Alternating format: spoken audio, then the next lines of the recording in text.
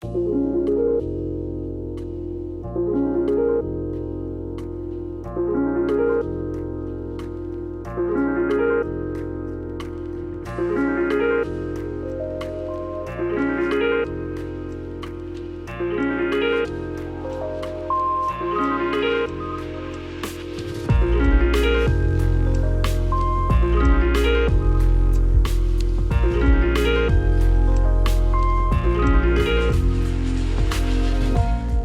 friends and welcome to episode 246 of the Noclip podcast. It's a Crewcast. The whole crew is here. We have a million games to talk about. We're recording a Patreon exclusive pod about the Duncan Jones movie Warcraft. After this, it's just a video game feast, and I for one can't wait to dive in. Jeremy, what is your favorite Chinese food? See, I put a spin on it right at the end. It's a really good question. I haven't had it in a very long time because I've been a vegetarian for a very long time. But it used to be there's a Boston specific Americanized Chinese dish. Oh my god! What is it? Fucking lobster chow mein? It's lobster dumplings. No, it's Peking ravioli. They're like imagine like a pot sticker, but the dough is thicker and like breadier on the outside, and inside is like ginger and cabbage and pork.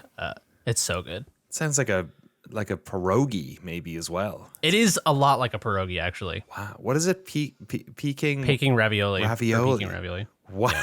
It's an absurd name too. Did you make this up? Is this an incredible improv bit? No. Google Peking ravioli. I defy you. Oh my god, I gotta eat some of this. This sounds pretty dope. so Frank, what is your favorite Italian food? I guess pizza. Yeah, I guess that was a soft lob, wasn't it? What's on the pizza? I do like pepperoni and jalapeno. Is always California boy. My two shot. Yeah. Kind of. How are you feeling about pineapple? You liking Hawaiian pizza? Yeah. I mean, there's no such thing as bad pizza. Like even bad pizza is still pizza. So even if it's free and crappy, it's still the most Frank Howley thing he could have said. Absolutely. Even if it's you're right. Even if it's bad pizza, it's pizza. I'm a staunch defender of the Hawaiian pizza. I absolutely adore Hawaiian pizza. I think it's a good time. And you are a big fan of Hawaii, so it makes sense. Do you enjoy the Hawaiian pizza? Jess Grasha, which American state have you been to? I've been to New Hampshire. I've been to Massachusetts, and Wisconsin. I've been to Wisconsin as well. Cheesehead, you just jumped over the border for a hot second. Yeah, just stopped by. Said, "Can I? Fill me up with the cheese." Where's the team there? What's the team? What's the football Wisconsin team? Cheeseheads. The Packers. Thank you. Green Bay. Yeah, absolutely. Got to use all that. Get all that cheese on those delicious Wisconsin. I was waiting for a cuisine. Pizzas. I didn't get a cuisine question. You're welcome for the pineapple pizza. Did you want one? No, it's fine. What's a food that the moment has passed? What's a food you didn't like as a child that you like now? Oh, that's a great one. Brussels sprouts, like all children. I hated them. That's but true. Man, when you put them in the air fryer with some salt, pepper, a little bit of bacon, even if you're trying to make them fancy dancy. We have been cheating. That's the thing. Is that now when I order Brussels sprouts at it's usually like some sort of bar restaurant style thing. It's like, first of all, they've like fried them. So okay, instantly when you fry something that's like, nicer, or like on a skillet, a little bit burnt, then they've covered them, like you said, in like salt and butter and fucking, there's usually like bacon dripped all over. So now we're cheating. Now we're like, is it really broccoli we've made here? We making like a little broccoli salad. And then if you took pieces of cardboard and gave them the same treatment, I feel like they would be pretty good. I disagree. You ever try to eat cardboard in any capacity? Wet cardboard is somehow worse. I think if you took cardboard and gave it the panko treatment and fried it and made it like a chicken katsu, I think it'd be pretty good. All right, report back to us. Let us know how that goes for you. Well, here's the thing: is that the last part of this is that they usually give you like a big lump of some sort of dipping sauce with it too.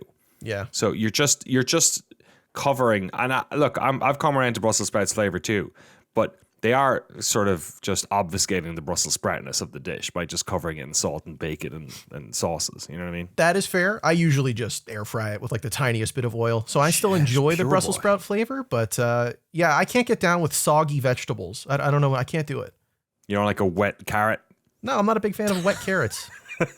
Nope. Serve me up a wet carrot. The wetter, the better. No. That has to be one of the worst transformations in the vegetable kingdom. Is from a delicious, crispy, raw carrot. You bite into it, snaps. It's like a delicious. It's nature's crunch is a rare texture in nature, and you cook it, and it just turns into like a fucking mush. And not like potato gets mushy, but it's delicious and delectable. Carrot just turns into like a texture that I can only describe as like damp styrofoam. Oh man, give me a damp carrot. Absolutely. Okay, but if you panko crusted styrofoam and fried now it, we're talking. See, might be this okay. is the whole theory of vegetable tempura is you could take Yes, whatever that's true. bullshit That's is true. there. That's a good point. You could sneak in some cardboard in there, and I wouldn't even know. I'd be like, "What is this? A fucking cauliflower?" I've just reached a critical moment in this podcast because I have realized that I have my phone here beside me, but I've just realized I also have my wife's phone right here. all right. And we're going to be down here for about 2 hours, so I better bring this up if I want my relationship to make it past the Warcraft one.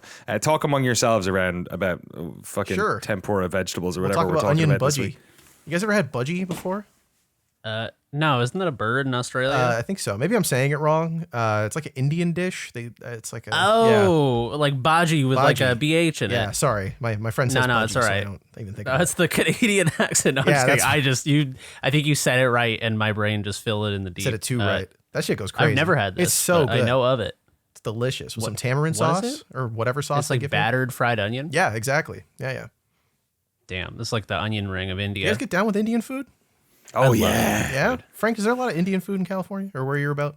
Southern California? There probably is, but I don't think I've tried any. But when I was in Tokyo, I went to a naan spot, and it was like one of the best meals I had. And it was like $10 for just naan bread. Is that and, the like, cart that you went to that curry. everyone was saying you got to go to? Or is that something else? No, that's Moses Kebab. Kebab. Although that's good too. Moses but Kebab. yeah, it's the best. It's the best restaurant. Do in they Tokyo. serve it on For- like a fucking little sushi boat they put down a river? No, it's like straight up just like you can get like a shawarma or kebabs, and it's just they throw it through. It's 24/7 stall in Akihabara, and they blast hardcore hip hop, and it's just like $6 for like the best, like most filling meal. And so I eat it like half of my meals in Tokyo. Are just that. You'd love clubbing in Europe because that's how every night ends, is basically with a big dirty doner kebab and some chips. It's a good time. Indian food. You've never had Indian food, dude. We gotta break you in. We have to go to the home of Indian food, Brick Lane in London. Yeah. we need to go. They stole do it. all the good shit. It's all there now. There used to be a load of video game devs down there too. I remember the DJ Hero people were on Brick Lane. Sure. There was that makes sense. There was a bunch of stuff down there at one stage. It was Free Radical, I think it might have been in London around then. No, they weren't. They were somewhere else. They were in Leamington. What's a pretty good substitute is if you don't want to go full tilt and spend like a bunch of money on takeout, but you want to try Indian food, the Trader Joe's frozen Indian food is shockingly delicious. Yeah, All right. get that chana masala. The lamb vindaloo, it fucking that sounds is good. It's stuff. insane. Yeah. It's one of the best frozen meals in the world, I will contend. I'll throw another one in, the butter chicken. The butter chicken's good. It's like cost 10 out of 10. effective. It's good. Even Check it like out, Frank. good butter chicken that's frozen though, I always feel like, and I've had a lot of people from India make Indian food for me at this point. Whoa. And like, it's no matter how good you think you've had butter chicken, until they have made it for you at home, a 65-year-old aunt who everyone calls auntie regardless of relation. When she makes it, that's when you are truly eating butter chicken. It is a different experience. I used to go hang out with Timur at his house in London sometimes, and his mum would bring food upstairs. Yeah. And I didn't know what the fuck any of it was, but it was all delicious. I was like, sometimes it was kind of like a dessert, sometimes it wasn't. I couldn't really tell. It's like a yogurt situation. It's kind of sweet. This one's not a dessert, Timur. Enjoy Okay, this cool. dessert. It has Like a chickpeas in lassi? it. What do you mean?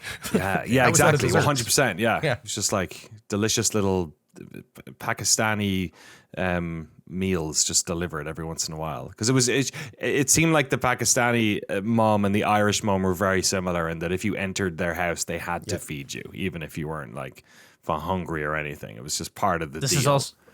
This is also a Jewish and Italian mother thing. It might be It's just all the cultures. mothers. Yeah, it might just I be feel like moms. it's every culture except America, because America does not have a long enough running culture to establish the tradition yet.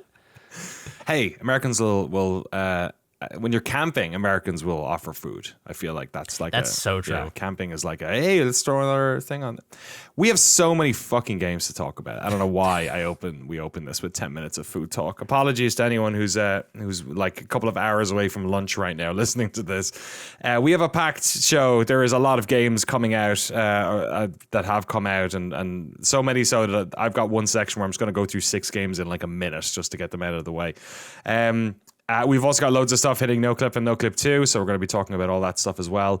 But first of all, none of this would be possible without our patrons on Noclip and on Noclip 2. Our Noclip 2 patronage has broached to 300 patrons. Woo! Woo! We're up to 2,000 a month, which is not enough to keep this running, but we figured we got some time with all the annual patrons that signed up as well, which is awesome, cool. But we're having a blast putting all the stuff up there. There's a bunch of really cool stuff dropping this week. Frank's Japan trip, I think, is an absolute highlight. And loads of indie game recommendations and other bits and bobs. I'm barreling through the Mugenics preview as well, which I think is really gonna people are gonna find interesting. So loads of stuff to talk about there. We have updates as well on Patreon, on Noclip and Noclip 2 about sort of some of the questions people have had about, there's an exclusive podcast on both feeds. Is it the same one? No, it's not.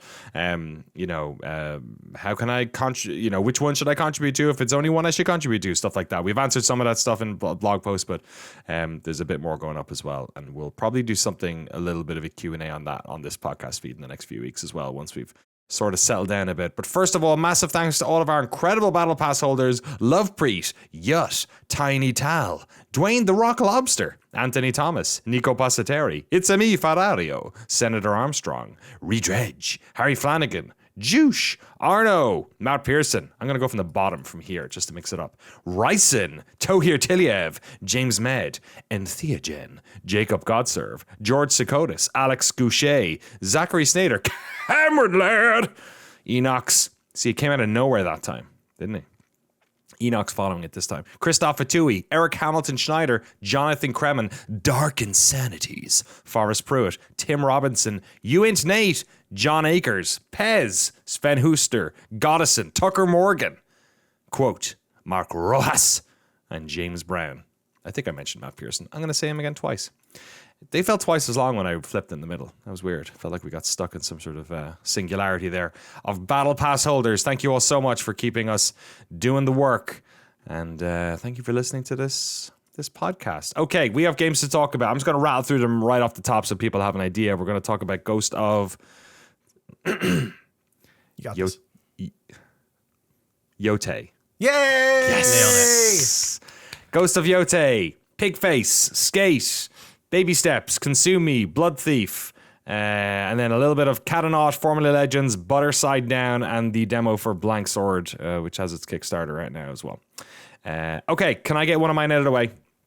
Yeah, I have a lot. You've got 17, so I have a lot of games. Start it up, yeah.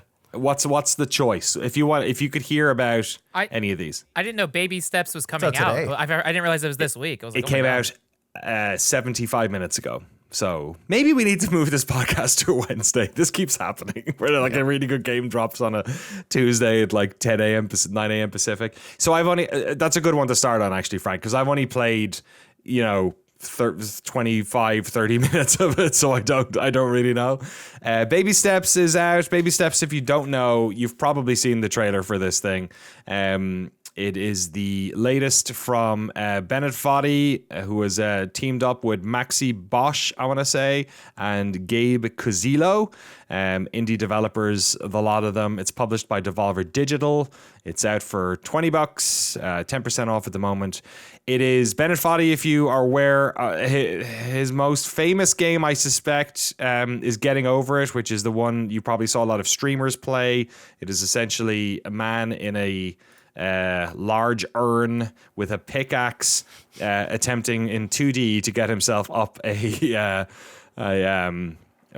increasingly higher level, which kind of spawned the difficult climbing game thing. I think Grow Up existed before this, but like at least the streamified version of this sort of subgenre. Baby Steps is not dissimilar, but it's also quite different in that Baby Steps is a third-person game where you control a sort of man baby, like a sort of Arrested Development guy in his 30s, let's say, who's wearing like a onesie. And for reasons unknown, when you start the game, he kind of doesn't know how to walk, or the way you control him is by independently controlling each leg's actions. So essentially the game is a sort of physics joke of you attempting to do seemingly basic things like walk in a straight line in levels that are increasingly ridiculous. Lots of thin beams to walk across. Lots of, oh no, there's a mudslide which is going to take me the entire way back down this mountain if I mess this up. And then the game is sort of pushed along by a very esoteric and I think hilarious these narrative moments of like you, again, first 30 minutes, there's like when you spawn in this world, there's a guy who's trying to help you, and your character is just the most socially awkward, weird guy in the world. And it's just like the guy's about to tell you why you're here and everything, and he's like, "No, it's okay. I'll just keep going. You're not gonna. I don't have to. I'm just gonna go." Like he just doesn't want to be. Oh, hey man, I'll get you shoes. I've got shoes right exactly. here. Exactly. Yeah. Them?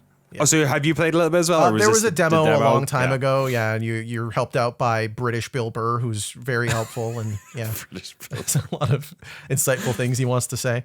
Yeah, it was good. So you've only played the beginning of it, which is probably what I ended up playing in the demo. Yeah, probably. I thought that was a pretty good opening to that idea for a game. I mean, have you played Getting Over It? Did you finish that? Or are you a masochist as well? Getting Over It was layers of difficulty that I immediately was like, I'm not really for this. And I for whatever reason, like aesthetically and everything, it's like I enjoy it as a idea, but I didn't feel like I needed to play it. I think I'd watched so many streamers probably play it that I was like, oh, I don't need to play this myself. This is hilarious. This reminds me of Rock Band in that you remember when you got like good at Rock Band guitars or drums, when you were in the flow state, it like worked. But the minute you started thinking about where your hands were, it just like fell apart. And this has been, again, 20 minutes of this. For the first two minutes, I couldn't do shit. Like this poor guy. It's the way it works is that you sort of, I would explain it as the left stick sort of leans your gravity almost, like your center of gravity, like forward or backwards. And then the triggers trigger each foot. But the way the animation works is that if you hold the trigger down and the character lifts up the leg and then extends it in the direction that you are sort of leaning and then plants it. So at the start, you're sort of holding it down to put one leg and then holding that leg and then holding it down to do the other leg. We've QWOP. Like this is sort of its own subgenre. Is that also right? Bennett Foddy, QWOP? Yes. Oh, it is. Okay, great. There you go. But by the end of the 20-something minutes, I was like kind of like sauntering, like left and right and left and right, and I had a rhythm going, and then like you're turning a corner and you're like changing your center of gravity, and then you trip up on a log and it's just hilarious, and he just beefs it on the ground. So yeah, I'm into it. I the story stuff is probably what's going to keep me playing this, because I imagine it's going to get much harder. Yeah. Does it feel like more approachable than Bennett Foddy's other games? Because I can't tell if Baby Steps is like pulling a trick where, because the presentation feels more bombastic and story driven and character driven, and if it, like, does the gameplay feel more approachable, or is it equally brutal but just like it tricks you along with more narrative and characters and stuff? Again, I've only played the start, which is probably what Jesse played as well. I would say I wouldn't describe it as brutal off the bat. I would say it's challenging, but it's funny and fair. But I suspect that there are parts in this game that get quite difficult and frustrating. I'm guessing, I'm projecting ahead that it probably gets harder. But I think maybe half the reason I feel more interested in playing this is because whenever I watch streamers playing Getting Over It, it did look brutally difficult. Like it looks like a really hard game, whereas this didn't, and it doesn't, at least in the opening 30 minutes, does not feel like a brutally hard game. It feels like a tough game, challenging game, a game with friction, God forbid, but it doesn't feel like that. But I don't know. We'll have to see. I've read a couple of reviews quick right off the bat. I think IGN gave it a 9. I read somewhere else there was it Jorg? I don't want to say the wrong outlet, but somebody also said it was quite tough and maybe too tough in parts. Can't remember. Polygon, you will not survive Baby Steps open world, but you'll laugh. Not really sure if that's saying it's too hard or whatever, but yeah, here we go. Game Informer. I appreciate how Baby Steps commits to the bit by making the player the brunt of the joke, but it's frustratingly difficult, paired with occasionally poorly designed levels, kept me from laughing alongside it. So there are differing opinions on this one, perhaps unsurprisingly. And there's a bunch of reviews out right now, so presumably we've got some you can go check them out for yourself if you so wish. But I'm into it so far. I'm looking forward to like playing it on the big TV and my daughter watching it and being like, video games are weird. I mean, exactly. Well, it's interesting how I feel like there are specific genre niches where player friction is more tolerable. Like there are certain games where you hit a level of friction and you interpret it as like this game is too hard or overtuned or this part sucks. But if it's a horror game or if it's a funny game, you're like, they got me. Yeah, it's like true. Dark Souls works because Dark Souls is kind of both. It's like it's horror adjacent and comedy adjacent. So you're like, I just like ended up in a Buster Keaton film, and now I'm dead and lost all my souls. And I would say, I would like to see the comedy in this. And I wonder what the horror is, because obviously like comedy and horror are so closely aligned, psychologically and artistically. And I think the horror in this game so far is the idea that you can slip and fall all the way back down again. I think that's what I was going to ask. Is it like because there are sort of like sections in Getting Over It where there's like limited falls and then there's exposure where you can fall all the way. Is Baby Steps like that, or are you kind of locking in progress so far? It seems to be, because there are like plateaus or like I was walking again, early game stuff. There's a part where they very clearly make you fall down this one area so that it's like a comedy slide where you're just sliding. And you slide down the mud in like a hole, right? It's so funny.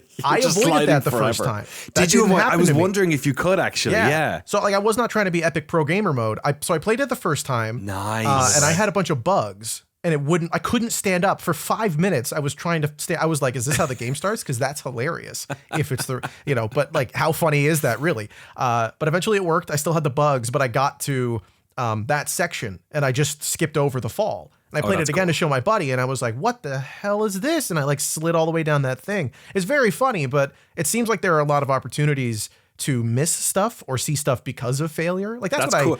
I think I'm excited about this one for that, because it's like it's willing to have more fun with you if you fail, as opposed to Bennett Foddy where it's just like do it all over again. There's no reward other than a quote telling you to persevere. That's the only thing. So yeah. That's a good point. When it happened, I did think, I wonder if I could have avoided this. So that's cool. I'm glad to hear that that's the case. What was the question again, Jeremy? You were saying whether or not it was. How far you can slip down. Sorry. So for instance, in that part, then what I found myself doing was like kind of intentionally walking in places where there were rocks that if I fell, it might slow me down. You know what I mean? And then same as climbing a mountain, right? Eventually you sort of reach a crest of a hill or something. And that sort of seems like the natural the way to do it. But I haven't quit and saved yet or anything like that. You know what I mean? Like I literally played for 30 minutes and then went and did a podcast. So yeah, that's Baby Steps. I have nothing else to say at the moment. We might do an indie recommendation video of it, or maybe a video on the Patreon. We'll have to see what the sort of scuttlebutt is around it. I can't tell with this one. In my head, I was like, this is a pretty big indie release, but there wasn't that much fanfare around the release. I was the same as you, Frank. Last night, I was up playing Pigface and I backed out and went on Blue Sky or something. I saw somebody say, it's out in like 12 hours. And I was like, oh God, I completely forgot. I remember they had the Silksong trailer where they avoided the Silksong release date. But it wasn't like I was getting bombarded with ads for it. So we'll have to see if it's as big a launch as I kind of assumed it would be, being a Devolver published game from some cool folks. But yeah, it's out now. PC, and I'm playing on PlayStation 5. And I don't know if it's out on anything else, actually. This feels like a PS5 PC game. Is it a Game Pass game? Feels like a Game Pass game. Is it? It's on a Win... don't think so. No? Okay. Could be wrong. There is a trial on like the PlayStation Premium There is. service, but there is no.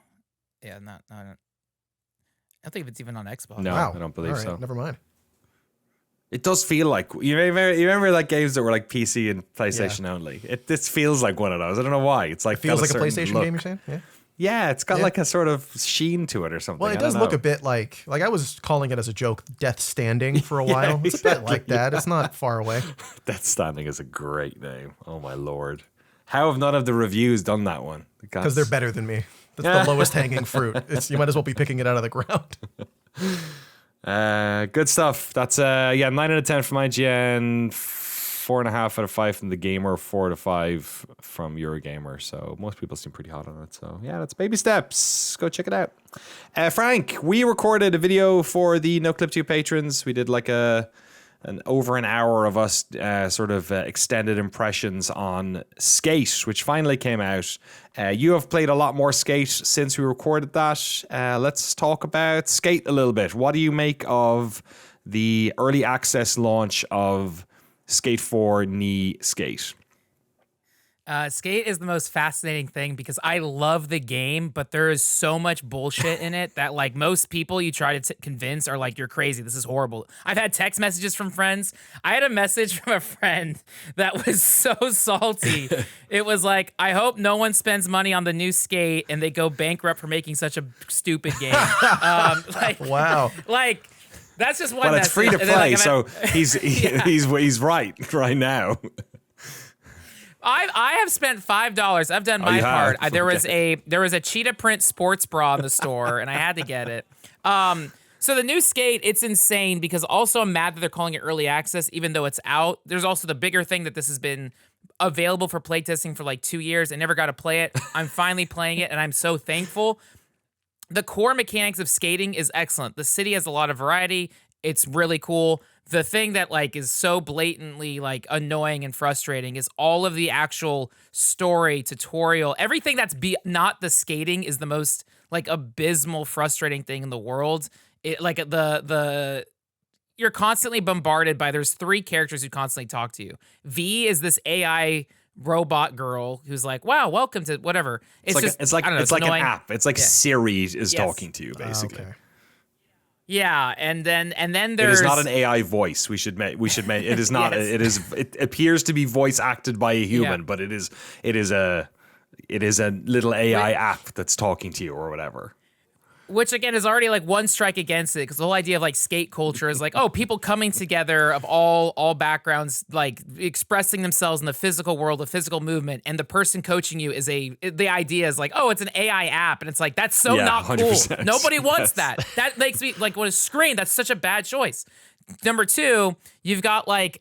I forget there's Slappy. Slappy is the most annoying. It's like Borderlands level crap. It's so bad. So there's a guy named Slappy who comes in and is like, all right, dude, time to learn the grab. I know Shingo's trying to get you to shred some pipes, but hey, bro, come to my place. I'll teach you how to do the method. Oh, Grab. man. Okay. Boo. And it's like, that's the level of dialogue.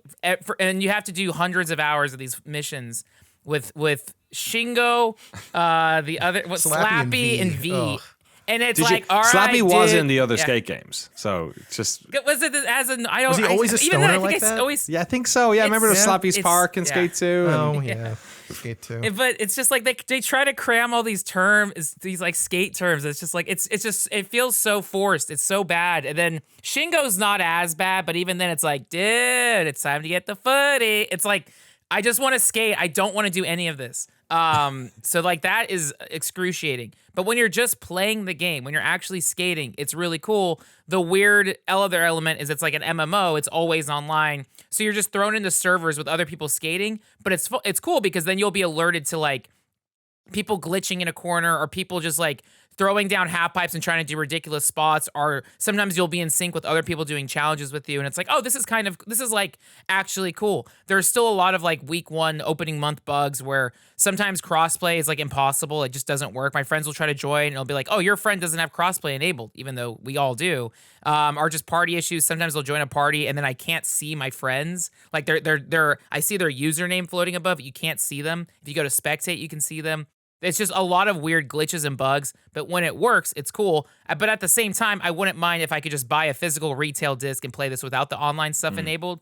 This game feels like the online mode of what Skate 4 would be. It's as if like, okay, imagine there was Skate 4 with a career mode and everything, and then, oh, you do the online mode? This is the online mode with the crappy story missions, voiceovers, and all that stuff. But the world map is good. But what makes me stressed is, I don't know, a year from now when they shut this down, or 3 years from now when they shut this down, will I ever be able to play Skate 4 again? Probably not. I have no idea. And that's what like is like sad. It's like, oh, there's like, the game is good. There's so much stuff that's annoying and get like steps in on its own foot or whatever. It gets in the way of itself, and it's like, oh no, please.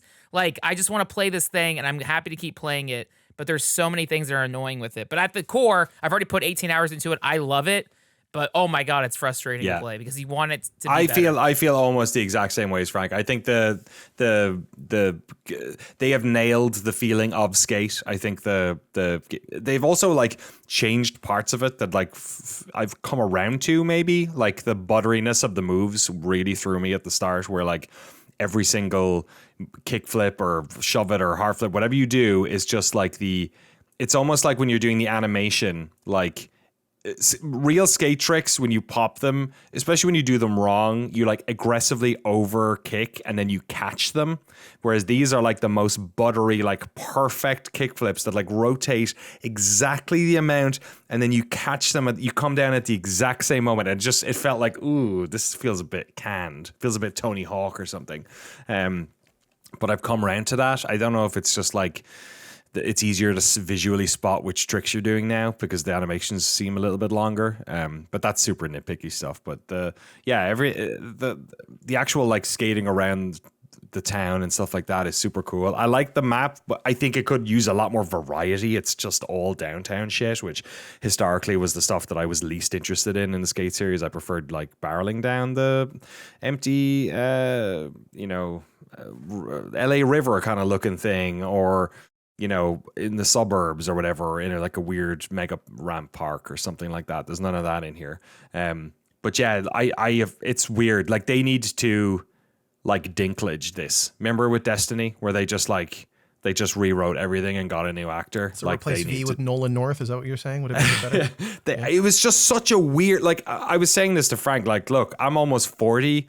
I haven't stepped on a deck properly in years. Like, what do I know? Like, I grew up skating. I love skateboarding culture. I still, grab a skate mag every now and again. I'll watch videos, all that sort of stuff. But like, I'm no expert about the culture in 2025. I don't hang out at a park anymore. So what the fuck do I know? But in the opening, like 2 hours of this, I was just like banging my head against the wall going like, what the fuck? Who the fuck thinks this is like skate? Like, this is so weird. Like, and Skate was always the legit one because Tony Hawk was like way more arcadey, right? So the Skate always leaned into, we're going to be a lot more sort of like hardcore skater type stuff. The fact that there's no pro skaters in this game at all is also very strange. The fact that a lot of the music is like random universal, like licensed music that they just Frank described it really well as it's like, here's a fake Beach Boys song, here's a fake ska song, it's like there's real tracks mixed in there too. I actually like how you find music in this game. So sometimes there'll just be music playing outside of a store and it says like grab music, which I guess you use a fucking app called Grabber to grab the music. But before I knew that, I thought it was cooler. But it basically, you like collect music. So that's kind of cool. Like in the open world, there's music to collect. That's pretty awesome. But yeah, it just keeps getting in the way of itself. All the tutorial stuff, like a lot of it was just completely unnecessary. Like, let me skip the tutorial where you teach me how to play fucking skate. Like, I've played like hundreds of hours of these games. I was like, oh, it's like a tutorial. There's probably going to be some stuff in here that's a bit different or a bit new. And it's like, no, she's literally teaching me how to chain kick flips and manual and stuff. And I'm like, it's been 40 minutes of this. Can we get through it?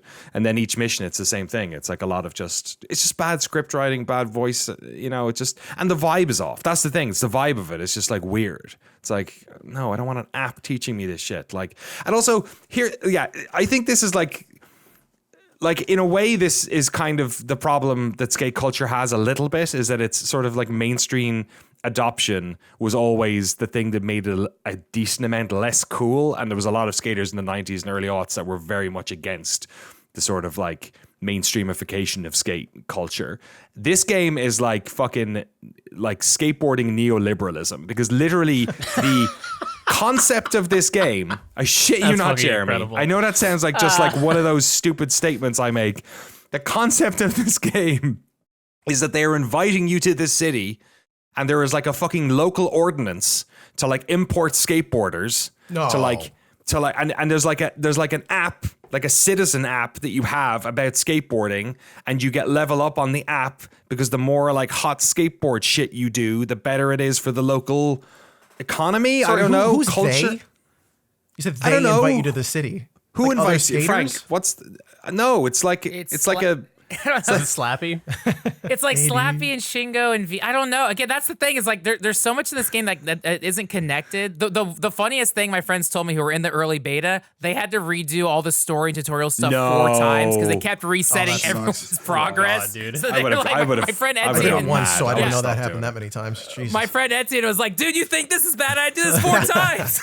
Like that killed me. But like there's a sorry, lot. go on. No, you go ahead. You go ahead. I was gonna say, like, with the Universal Music royalty-free library that's in here, there's a lot of stuff that feels placeholder that they forgot to take out before the early access launch. The biggest thing is their loot crates are called product boxes. Oh no. And that is like, Yeah. oh yeah, and that's the thing. You product level the way you get progression in this game is you level up the in-game item shop. What? That is literally your progression. Oh, the skate shops level up to 5. You get access to more product boxes. Bro, what You have to happened? open up- What happened? Tony Hawk. Okay, Tony Hawk used to be like it was all the skaters you loved, and they were terrible at acting. But you'd go up and Bam Margera would be like, "Hey, man," and it would be like the only take he did of the line, and it would suck. But it felt authentic for that. It was like a fucking mumblecore movie. Yeah. And there was something about it that was like I don't know. It's not that it was like fucking punk rock, because it was still like all of the brands you loved to buy. It was still selling you skateboards and hoodies and shit, you know? Like you were still like going out and buying your Element hoodie after, because like whoever did a fucking Christ Air in one. But it felt realer because it was at least like the hyper consumerism around skateboarding, around buying skate shoes and decks and hoodies and hats and all this bullshit. It was attached to, people wanted to consume those things because it was attached to a like legitimate and visceral and real cultural phenomenon of skating. There was something about skateboarding that was like alive and real and cool that people wanted to tap into, and they wanted to purchase things as a reflection of, you know, I mean, this is all like fucking hyper individualist Adam Curtis bullshit. I'm not saying this is good, but like at least they wanted to buy the things to consume because it was an expression of something real and their like emotional investment in it. I feel like skate is just like, I don't know. I'd like, do they remember skateboarding? It's very strange, because like I've been watching their dev diaries for years, and they really seem tuned in. But like, and this doesn't seem like an old man yells at cloud situation. This particular critique of this seems to be fairly universal. Like this is the thing, like that people are saying, is that like the vibes are just weird. Like it is, and you play it and you immediately understand why. Like to your point, like skateboarding is very commercial. Like it is very performative. It is very aesthetic. It sort of always has been with 80% of skateboarders. There's always been this subset of skaters that were very anti that, you know, and they're sort of like respected within skating for being the purists, right? And that's awesome. But like the vast majority of skaters were trying to sell decks. Like that's how they, you know, getting sponsored was the thing. Like this is like Twitch streaming before Twitch streaming. You fucking did this thing, moves, you got photographs taken, you got sponsored, you got free decks. That's how you got up in the world. And like, I mean, Thug and Thug 2, right, are basically about that. It's like, it's capitalism, the game. It's just that you're sort of doing it in this weird, like it is weird. It's like one of the only games in the world where, like, except for like, I don't know, Mafia, where it's about job progression. Like, isn't it so weird? Like but it is, right? And that's the sort of the weirdly, skate is kind of a game where loot boxes or product boxes kind of work, because like, yeah, I, you know, skate for a while and then, you know, yeah, I do want to get that Toy Machine hoodie. That looks fucking cool. And then I want to look cool in my Toy Machine hoodie and take photographs with it. But it says something that they managed to fumble it in this game, because I think the thing that really throws me off when you get into San Van, I can never name the fucking town, is that like skateboarding is supposed to be at the very base level, countercultural. Like it is, you are doing moves in places where you are not meant to be. There are security guards chasing you out. That stair set is not made for skateboarding. It's made for people to walk down, right? Like we're going to drag kickers into this part of town and do it. And some of the coolest things that you see in this game with the online stuff especially is when people do that, when they make these weird improv skate parks and weird improv jumps. There's a moment in our video on Patreon where Frank is doing insane jumps off of a skyscraper to try and hit like a vert ramp that's like, you know, fucking 15 stories underneath him. And when he does it, it's like this amazing moment, right? And all that stuff is like super cool. But the game sets you up as if you're coming to this town to help the local community like love skateboarding more. It just immediately starts on the wrong tone. It's like, no, don't do that. Like when you're skating in Skate 1, 2, and 3, you're like, there's cars on the road that probably don't like you. There's pedestrians on the path that are, you know, you're different. You're the special one doing weird things. Whereas when you boot into this game, it's like the fucking Destiny lobby with like hundreds of skateboarders. Like it's mostly, this town is mostly skateboarders. If this was like, you know, 2025 America, Trump would be trying to like wondering where all these fucking skateboarders coming from, invading our cities, invading the democratic cities are full of fucking skateboarders. And it's they're bussing in skateboarders. Yeah. And everything in the world is about skateboarding. And it just makes it feel like, oh, okay. It almost sounds like they should have leaned into that. Like they should have been more explicit and been like, welcome to Skatopia, where skateboarding is the only way to progress in life. The better skate, the more money. Like, but they don't do that, right? It's like you go to the store. Yeah, I'm not sure if that would have worked either, to be honest. It's not a bad idea. It doesn't sound like either of them would have worked, but at least it would have been like, you know, bold and straight about it instead of like, here's your loot box for gear. Like when you buy skate stuff, like you're totally right that like it does make sense in some respect that the commercialization of skateboarding leads to this sort of thing. But when you buy skate gear, people who were even like like when I was a kid, like 15 years ago, it was like you would go buy skate stuff and it was like you went to the skate shop. You did not go to Zoomies. You went to where like the losers who like the store was held together by plywood and everything was like duct taped to the wall. That's where you bought it from.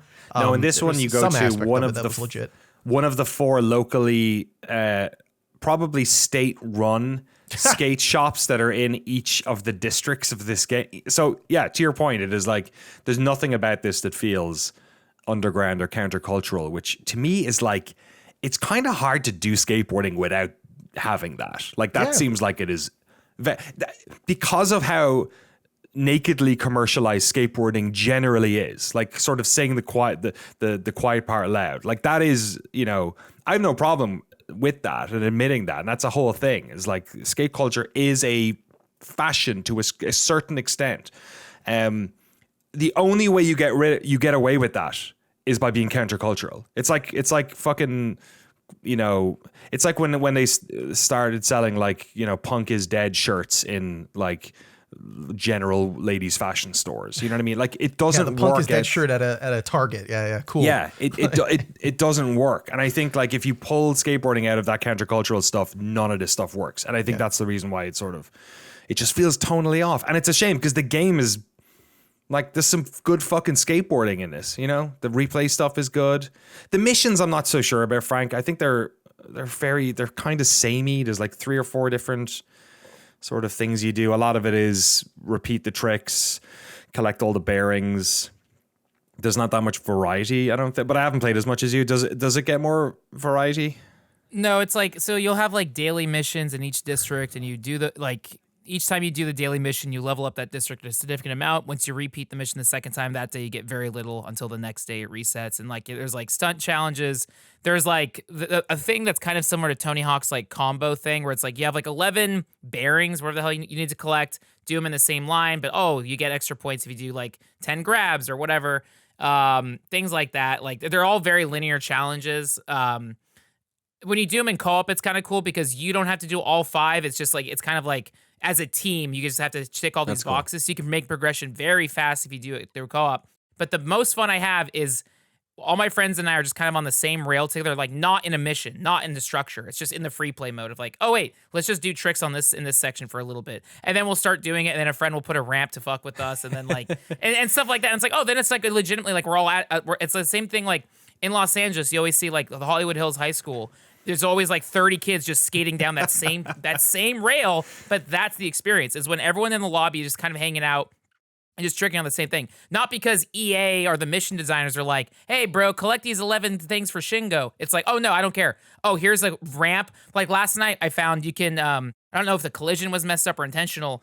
On a hot dog cart, there's an umbrella. And if you bailed on the hot dog cart umbrella, you like bounce super high. Oh, do you really? So, oh, cool. Yeah, like, so my friends like as and I a were... bug or by design? I can't tell because like it is kind of almost like a beach ball thing. That makes sense. If you landed on a trick, you didn't bounce. It was only if you ragdolled on it. So, but it seemed like the value was like too high. Even it was intentionally meant to be a launch pad. It's like this seems like a bugged like collision thing. So my friends and I were just tricking on it, and people would see us and come up to us. No one designed that mission. That was just me glitching onto something and being like, "Oh, this is cool." And then we did that for like an hour. That was incredible. Yeah. There was no voiceover. There was no missions. There was no loot boxes. There was no XP. There was no progression. I was just in a virtual world skating with friends, having fun. That is what I like about Skate. That's the juice. Yeah, I agree. And it's funny, like you go on Steam and read the reviews, and it's all similar stuff. Like, which makes me crazy. Like, because what I want to do now is talk to people who are in the early access and be like, surely this was stuff that people were bringing up, because that's the thing that shocks me the most is like people are saying like the skateboarding's good, but this game has the worst vibe. Like it's corporate and weird and sauceless, but it's hey, skating's good. You know, it's like it's very peculiar. Yeah, I'm kind of stunned. I cannot think of a game like this. We often talk about games that we play that mechanically are, you know, not perfect, but because they have like a sort of a feel or a vibe or an aesthetic they just make you feel good inside. You stick with them and you love them. And like this is, I don't think I've ever played a flip of that. Where this game is just like, I hate everything about the vibe, but the actual gameplay is great. It's really strange. It's very, very weird. I don't know if you can fix that in early access. Like, I don't know what that is. Is that? I don't know if you could fix it, period. Like, is there a version of an EA 2025 EA published skateboarding game that wouldn't be a little bit lame? Like every time you start it up. A little bit lame, sure. Like, but like, but the way they fix half these problems is by stripping out tutorial shit, recasting some of that, and by starting to put in stuff that's cool, like getting pro skater. I think the characters are voiced by pro skaters. Is the thing, like who would you get? Are there skateboarders now that, like, if you pick anyone, it's going to be like 40-year-olds. They're all going to be like, I'm not doing that. No, I'm sure there are young people. It's just like, no, Jesse, there is a very popular, like between the Olympics and professional skating, there is large amounts of people you can pull from. I don't know lots of them. That's what I'm saying though. Is like I'm sure there are tons of professional skateboarders that you could put in the game. It's just like, are there any of them going to be like massively popular? Like if they popped up, would anyone know? Yeah, they're all like Instagram people. Yeah, it's just a generational thing. Like in the same way that like in Tony Hawk, none of us knew who Eric Costin was before we played Tony Hawk. You know what I mean? Yeah. It was the other way around. It wasn't, you know, they add a legitimacy. Like in many ways, like playing Skate and Skate 1 was a sort of re-education on who's hot. It's like, it was more like picking up a magazine and seeing like who are the cool bands that are around now. You know what I mean? Like that's kind of the thing. So like in a weird way, these games are like vectors for discovery for music and skateboarding culture. That's true. That's a very good point. And this game just doesn't do it very well. Even the shop, like you'd think the shop would be full of shit to buy. It's like not at all. It like changes every 3 or 4 days, right? It's like, and most of the stuff is in loot crate. What are they? Product boxes. Product boxes. Yeah. That's terrible. Danny, I think you nailed it. I think like the idea isn't that you need to get the I mean, Tony Hawk obviously was the name on the game because people did recognize Tony Hawk. And maybe Bam and Thug. And I think outside of that, you're, you know, no one's. Yeah. Like Jeff Rowley, I think a lot of people were exposed to by like playing. Like I learned a lot of skaters and a lot of bands from playing Tony Hawk, and I think that that's the mentality that you need to have with a game like this, is that it needs to like expose you to cool shit. It needs to know about the cool shit you don't know about, and then be like, let me fucking put you on. Here's like, you know, like GX 1000 should be in this fucking game. Do you guys know GX 1000? Nope. Oh my god, let me fucking put you on, please. Like I grabbed this link band? earlier. No, it's a skate crew from San Francisco. Sick. This is a time link. If you in staff chat, watch literally 10 seconds of this. This is a skate crew from San Francisco who bombed the hills of San Francisco. Oh my God. And it is, dude, GX 1000 are fucking awesome. One I've- of my I've two s- favorite. Apparently, skate I've crews. watched half of this video because it just played in the really? middle. Yeah. That's awesome. No, I sent a timed link to a particular. Oh, you did? bomb Okay. hill. I was wondering. Yeah. Oh my God, that's I have seen these that's guys before. crazy. Yeah, that's upsetting. They're- that's so crazy. It's Holy utterly shit. insane. Like, this is, I feel like if you showed this shit to people doing skate videos in the 90s, they would be like, skating goes down a dark route because it's like suicidal. and it- But like, these are yeah. the types of people that need to be in, like, if you're working on a skateboard video game, you need to be fucking watching, like, you need to be watching skate crews who are like going to be on Thrasher next year, and you need to like tell me about them. I mean, obviously it's tough because video games take years to make and whatever, but like, I don't know, even if they were the people who were going to be in Thrasher 3 years ago. I was chatting to Frank about this. I think we brought it up in the extended look we did over on the Noclip 2 Patreon.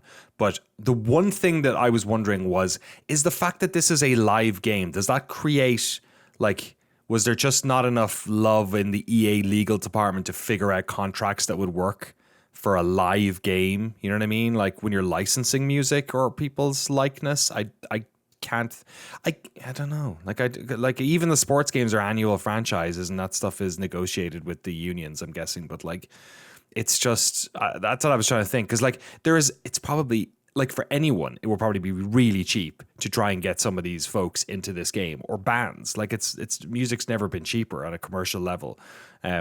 So it seems crazy that EA couldn't get a bunch of this stuff in here. You know, historically, I was talking to Frank about like EA tracks and stuff. Like I think they have a pretty big licensing and A&R like team at EA. At least they did at a certain stage. It just seems crazy that they didn't. Yeah, you're right. Like you just buy yourself cred. That's right. Just get Isn't a that bunch just of selling people out, in it. You though? have the You wanna buy EA a bunch of budget, sellouts, literally- get them in the game. So. People Yeah, didn't think like about skating- that. Is interesting though, because even in Skate, people didn't think that, or in Tony Hawk. I mean, some people did in Tony Hawk in the early days. Were like, "Oh, these fucking guys in a video game," but skateboarding gets away with it, right? A little, you know. Sometimes. It's because the ultimate fantasy is, this is why you see like every fucking young kid is like, I want to be like a YouTuber, I want to be a streamer, I want to. It's not because those things are countercultural or like anti-corporate. It's that it's a thing that seems cool to do, and to be able to make a living doing something that you think is like cool and interesting is the ultimate fantasy. And so like bands who tour and sell merch and sell albums and sign record deals and stuff, the reason people aren't instantly like, fuck that, is because that's what you need to do to sustain a life doing cool shit. And I think as cost of living goes up and everything is more and more expensive, I think that there's like, it's only more acceptable, because it's like, oh, you're like a professional skateboarder, how the fuck do you pay rent? And they're like, oh, well, like there's a skate deck with a cartoon version of me on it given a peace sign. And it's like, yeah, I mean, that sucks, but like, of course there has to be. So I don't know, it gets away with it because it's necessarily, everything is monetized. Like you can't just be like a fucking Zen weirdo who just is like the biggest skater in the world and like lives in a trash can. It's funny how like even in the old skate games, you would earn cash for doing, like, you know, you do a trick and it would be on the front of skateboarding magazine or something. You know what I mean? Like that was like a mission in the game, and you'd get money for it, and like you could go and buy the cool skateboard and hoodie, and like that was enough in those games. That's the most simple version of progress that you have in those games. And that's not even in this game, because you don't earn money. You earn, well, you earn like San Van bucks, which don't look real. They're like, you earn like 5 of them or something. You know, it's like, or like they don't account. There's no decimal point, so you don't feel like it's money.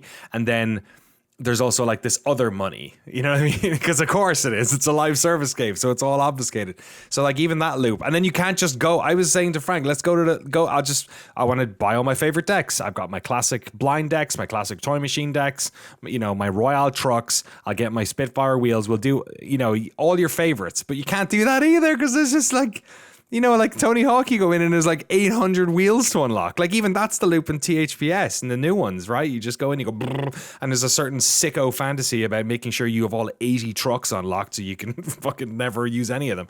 But in this one, it's like, no, do you want to spend 5 Sandvan bucks on like the Silverado purchase crate or whatever the fuck it's called, and then one of the 8 things comes out of it? Thankfully, there's no dupes, but otherwise, there's no satisfaction in that. You know what I mean? It's like, let me buy the Jinkos. Just let me buy the Jinkos. That's all I want. It is a weird sort of like inversion too of what Tony Hawk Underground did, which was that it took that sort of like hyper commercialism and corporatism of skating and made fun of it by making like a caricature where everything in Thug was like, hey man, if you want to fucking get a deal, this is what you got to do. Like it was embracing it in a way that was sort of like, you know, this sardonic sort of like turn of the millennium. Yeah, exactly. Like it was like, everyone sells out, bro. Like fucking this is how you're gonna sell out was the plot of the game. But if you're running a live service game, you can't really can't be like, hey, microtransactions, am I right? Those things fucking suck. Also, do you want to buy this? Imagine really good writers though. Imagine really good writers on that. Like imagine if somebody could pull it off. Hire me. That would be pretty awesome. This might be a really good transition because a game that weirdly enough does like poverty economy stuff really well is PIGFACE. Which I wouldn't mind talking about next if that's all right. Frank, you've played a good amount of this as well? Yeah, I've touched I think 4 out of the 5 levels in the game so far. Excellent. PIGFACE is, we've talked about it before. I had it on the Summer Games Fest podcast last year, I think, when I played. No, was it this year? It was this year, wasn't it? Yeah, it was this year. Sorry. Yeah. It's published by DreadXP, developed by Tito Loves You. This is a first-person shooter in the guise of, you know, your classic late 90s, aughties, early aughties first-person game. The version I played at Summer Games Fest, I enjoyed it in some ways, and in other ways I was like, oh, it's a bit limiting or a bit puzzle-solvy. I am absolutely in love with this. I've completed all the early access stuff in it. Essentially what it is it's a first-person shooter. You don't have a reticle, so you never really are quite sure where you're going shooting, and it has a sort of a weird floatiness to it that feels kind of nice, like a weight to the character. Bullets hurt, so if you get shot like 3 or 4 times, you're done for. But similarly, when you're shooting people, a lot of the time you were killing them in one shot. It is sort of ragdolly and bloody, like heads explode. I've heard people mention games like Manhunt and Postal a bit with regards to this. And essentially, it is your classic base invasion style FPS game where you start and you have a list of some objectives. Usually it is obtain something in this place, kill all of the people in this place. It's all urban, so it's all like set in urban places, and the people that you are killing seem to be mostly sort of like street thug, narco dealers, that type of stuff. It's gritty and disgusting in that way, and you're basically being sent in as a sort of hired hand who wears masks to kill everyone in there and to do the objectives. The way each level runs is that you have a house that you launch your game from. You pick the job you're doing on a laptop screen, and there's money for each objective that you do. There's also a shop, an online shop that you can use to unlock new weapons and accessories, melee weapons, ranged weapons, and some other stuff. And including health packs, which you might use into in levels. So there can be situations like I got into, or what I was alluding to earlier, where I was sort of in the poverty economy problem of I could not complete the last level because I didn't have enough money to buy med packs. So I had to go back and replay another level to try and save up enough money. Like, it makes no sense, right? Because you're going back to the level that you killed everyone in and doing it again.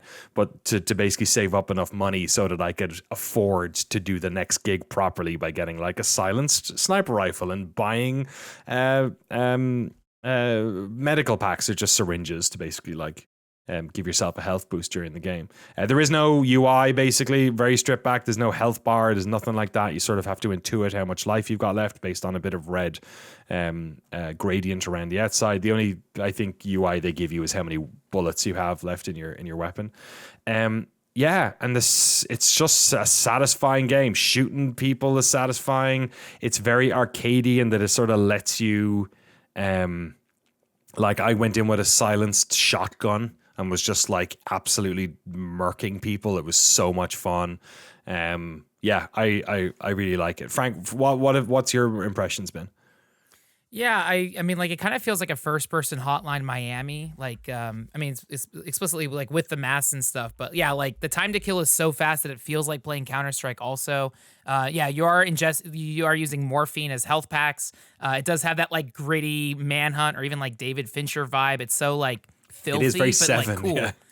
Yeah, and it's like it's so cool, and I don't know, yeah, like we saw this at the Mix at Summer Games Fest, and like didn't hear anyone else talk about it or anything, and it was like, oh, this is so cool. The Condemned has also been cited as like a point of influence, but yeah, I just like a gritty, grisly game, and that, for me, I like that it's quick and arcadey. You pick your missions. It is very like satirical. The online web store is very like Ammunition GTA, like bounty supply, and there's like Windows 95 like eagles and middies. Like it's a genuinely cool game. It's in early access, I think, for like $8, $10. Right now it's $8.99. I didn't even realize it was that cheap. Actually, that's great. Jesus. Yeah, so it's like, oh, this is awesome. And yeah, the early access, there's a tutorial, and then I believe 5 missions, and I'm assuming there'll be more missions. And it also kind of feels like GoldenEye 07 or Perfect Dark, where the mission structure is like, okay, here's your main thing: blow up the drug den, kill the boss. There's optional objectives. You get extra money if you kill every gang member. Yeah, it's just a funny, cool, like morbid game, and so I was like very happy to play. But it feels cool to play.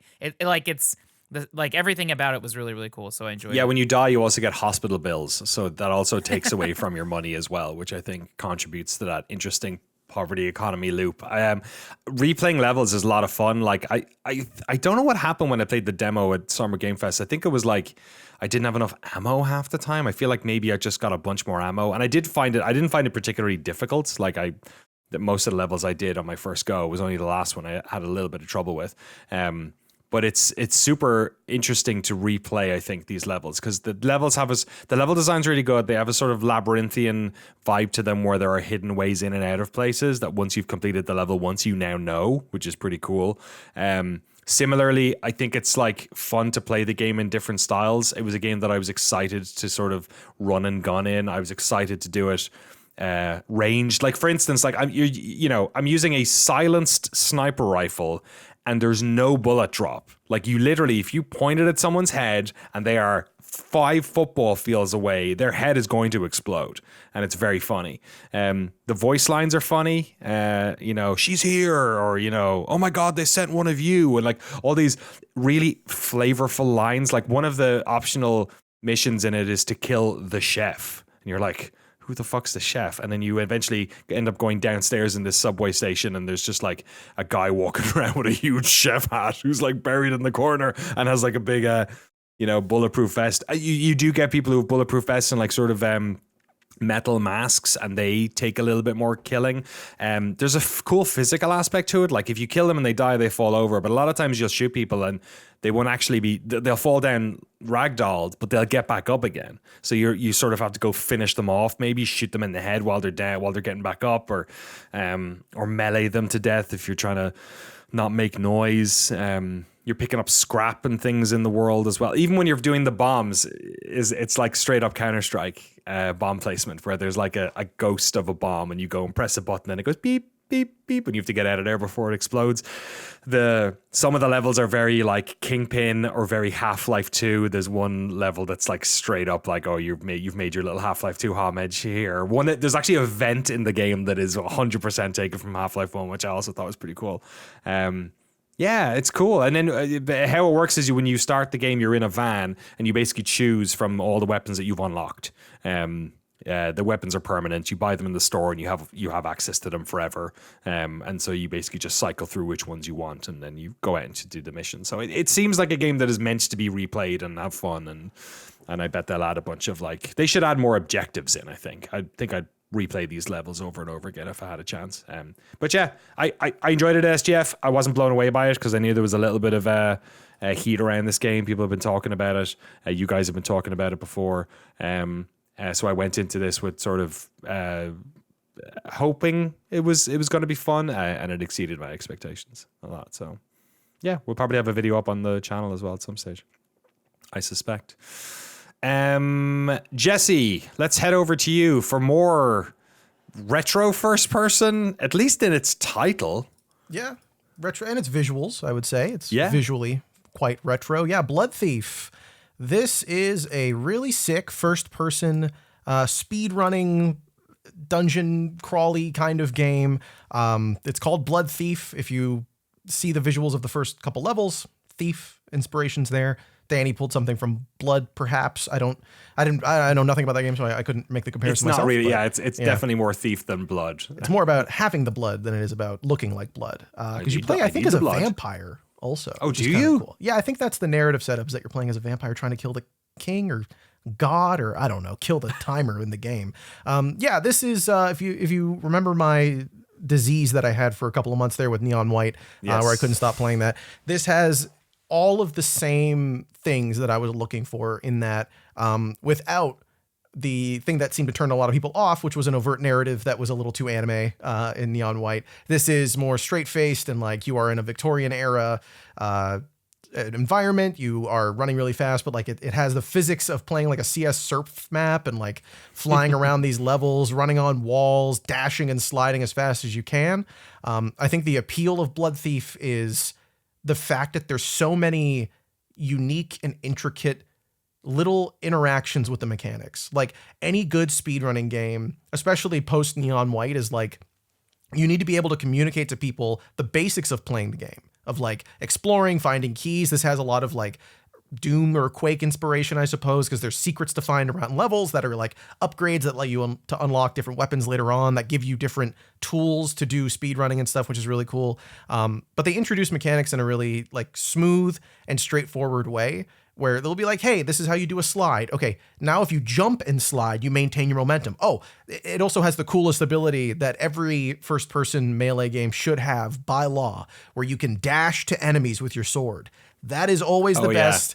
Ever since you could do that in, Middle-earth: Shadow of Mordor, I was like, every game needs to have this. It's the coolest thing ever. So like you have a blood meter at the top of the screen that determines how many abilities you can use. And your blood meter is also your health, and you get blood by killing enemies and picking up blood in these little vials around the map. Of course, like the Neon White speedrunning part of it, the thing that makes it stick around, and the reason I honestly was playing it until the exact second we needed to record this podcast, was you have to reach a certain level to unlock sort of the boss levels. Oh, my camera just died. That is so I don't know weird. if your blood. I'm too excited about blood. Yeah. So strange. Sorry about that. But yeah, it's like you have to get to level 18 maybe. And to get to level 18, you have to get a certain number of medals.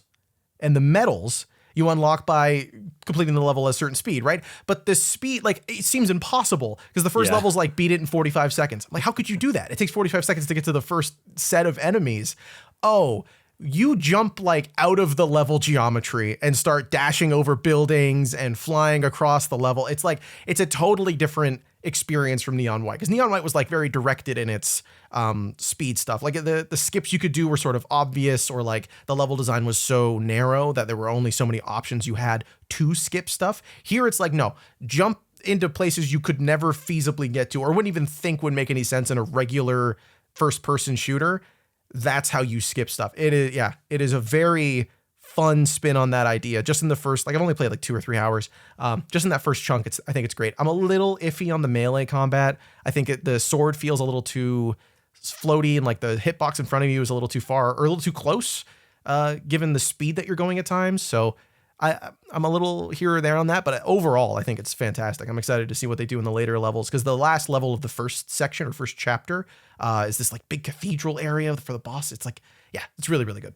I'd be interested in how difficult you have found it, because I've played maybe 45 minutes of it last night, and during the tutorial, like, this game is fast. Like, people should go check out video of it, because you are absolutely booking it. It is like high FOV. Like, if you don't chain things in the right direction, you're restarting, like Super Meat Boy style is how I'd sort of explain the flow of the levels. Like, you're really trying to make it so you can get everything and keep your momentum, and blow open a wall or kill all the right people or make sure you collect the blood or or make sure that you're double dashing or wall jumping, because you're doing a lot of like wall jumping and running around corners and stuff like that as well. And in the opening hour of the game, they're sort of layering on all of the mechanics, like you should slide here, and this is right click to suck onto the level, or zoom to the players, as you were saying, the baddies.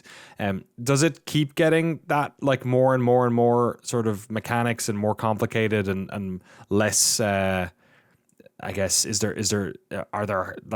are there ways to fudge the levels so at least you complete them and then you come back and try and do them faster? Or have you found how challenging it is? I have found basically that you always have to finish a level, at least the first time, the intended route. You need to kind of do it as it's like given to you. You can see skips. You can see like, oh, I know if I dash here, if I get enough momentum, I could probably get over that. Or there's a hole over here. I wonder if that goes anywhere.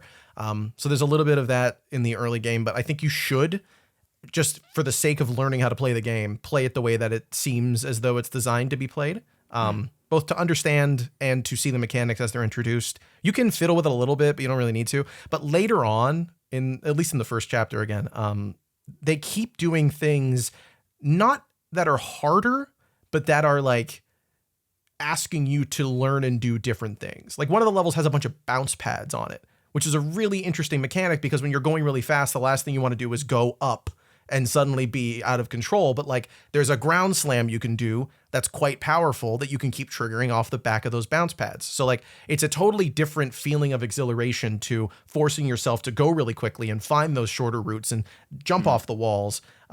You get like you get a sidearm at some point as well, which is like an exploding arrow that has its own abilities. Could you imagine what happens if you shoot an explosion under you in this sort of first-person shooter? I bet it's something cool. They got arrow jumping? Perhaps. Yeah, this is, I think, just from this early section, I think is doing a good job of introducing a lot of interesting stuff. I want to play more of it and see how I feel at the end, but if it can keep up the pace that it has in this first chapter, I think it's going to be awesome. Also, I don't know if it has a level designer, but if it does, I might fiddle around with that, because this is really, really fun. It is cool that they're adding in all this stuff. I guess my question was, are you finding it much harder because of that? Yeah, the later stuff, it doesn't really build on the mechanics from previous in such a way that you need to get so much better. It's always new stuff. That means you don't have to be better at the mechanics, because it gives you different new things to do later on. Okay, that's cool. All right. That makes me freaked out less, because I was like, man, there's a lot of different movements you got to figure out how to do in these early levels. That's cool. Yeah. Nice one. And then the progression is sort of based off of these. You said medals, is it? Yeah, exactly. The first boss level, you have to have like 18 medals or something. Each level has 3, I think, maybe 4. The top one is like, really hard. Even if you figure out those weird level skipping mechanics sort of things, it's even hard to get that top level one, and it's a good challenge, but it's fun to go back and replay those. It was like Neon White, you get to the end of a situation and you're like, oh, okay, I feel like I understood the mechanics or the fundamentals well enough, and then you go back and you're like, oh, this thing that I was uncomfortable with, that I didn't feel a level of skill enough with in the first level to really get that score, now they've done enough tutorializing later on that I can go back and be like, oh, whoa, this is a totally different map. You look at it differently in a really cool way. Yeah, it's like you see the Matrix every other couple levels. It's nice. Love it. Bloodthief, available now for $20, 10% off at the moment. Yeah. And it is not early access. It is out. There's also a demo available as well. Hey, sweet. Yeah, check it out. Have you been playing Steam Deck or? If you play this with a controller, I'm going to come to your house and beat you. You have to play this on mouse and keyboard. There's just no possible way you're going to have the same amount of fun. Awesome. Thank you very much. So we're going to play some more of that. Jeremy, another indie banger has just come out. The embargo is up tomorrow, so we can talk about it today. I think it's out tomorrow as well. Or it's out pretty soon. Consume Me. It's on the 25th. Okay, it's out on the 25th. Consume Me. This is the won a bunch of awards at the IGF this year. Another one coming out of the hotness that is NYU Game Center. Tell us about what this game is, first of all, before whether or not you're enjoying it. Yeah, so Consume Me is a semi-autobiographical life simulation RPG, which sounds like a lot of words, but it's basically, I'm going to read the Steam byline because it's short and it is hilariously accurate. Did you feel stupid, fat, lazy, and ugly in high school? Well, I did, but at least I made a life simulation RPG about it. This is like, so this game is about being a girl who's a junior in high school, obviously semi-autobiographical, so based on the real life of the developer, the primary developer. And it's sort of it's a balancing act. I thought a huge part of this game is about dieting and being very strict with what you eat. And I thought this was going to be way more of this is a game about an eating disorder, which it is in many regards, but it feels way more like a game about perfectionism and about unrealistic standards for yourself and what you have to achieve as a young person, and eating a certain way, in a disordered way, and being very strict about your eating feels like it is one facet of a more sort of complex constellation of expressions of that perfectionism. So part of this plays out sort of not like a visual novel, but there are sort of narrative chunks, sequences where you'll have a story unfold. But between those, essentially what you're doing is progressing through the stages of a day, and sort of repeatedly making a series of decisions and playing a series of mini games within this structure to balance your hunger meter, your mood meter, and your energy meter. These sort of 3 meters that you have to do a balancing act between.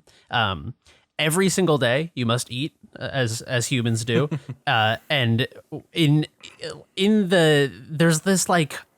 food are tetraminos. It's almost like Tetris, but every day you'll be presented with sort of a randomly sequenced set of food, 3 food options, and you have to slot them into this big grid basically, and you have to make a balanced meal essentially with these semi-randomized food items.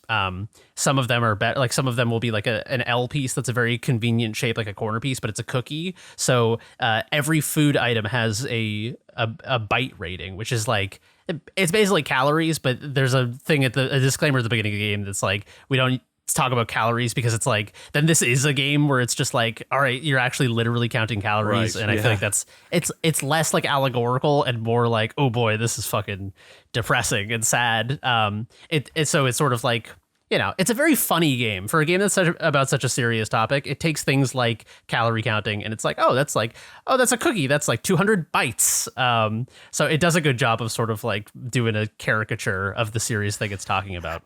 Just because I feel like this came up a bit with our 1,000 Times Resist chats as well. The protagonist in this game and the developer is an Asian American woman as well. Is there much about sort of, there's often the trope of the single child in a Japanese or Asian American family and the amount of pressure that they're put on and that type of thing. Is that sort of is there any of that going on in here as well?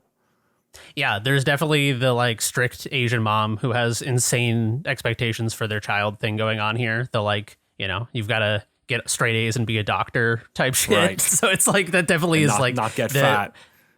Yeah, exactly. Why aren't you as thin as other person's daughter who's beautiful? And just sort of, the immigrant mom who means well, or for second generation immigrant family who they mean well and they want you to succeed, but their expression of love is this sort of bristly, aggro, passive aggressive sort of why do you look so fat? I bought you all this healthy food. And you're that's the meanest way you could have phrased that, but I know it comes from a place of love.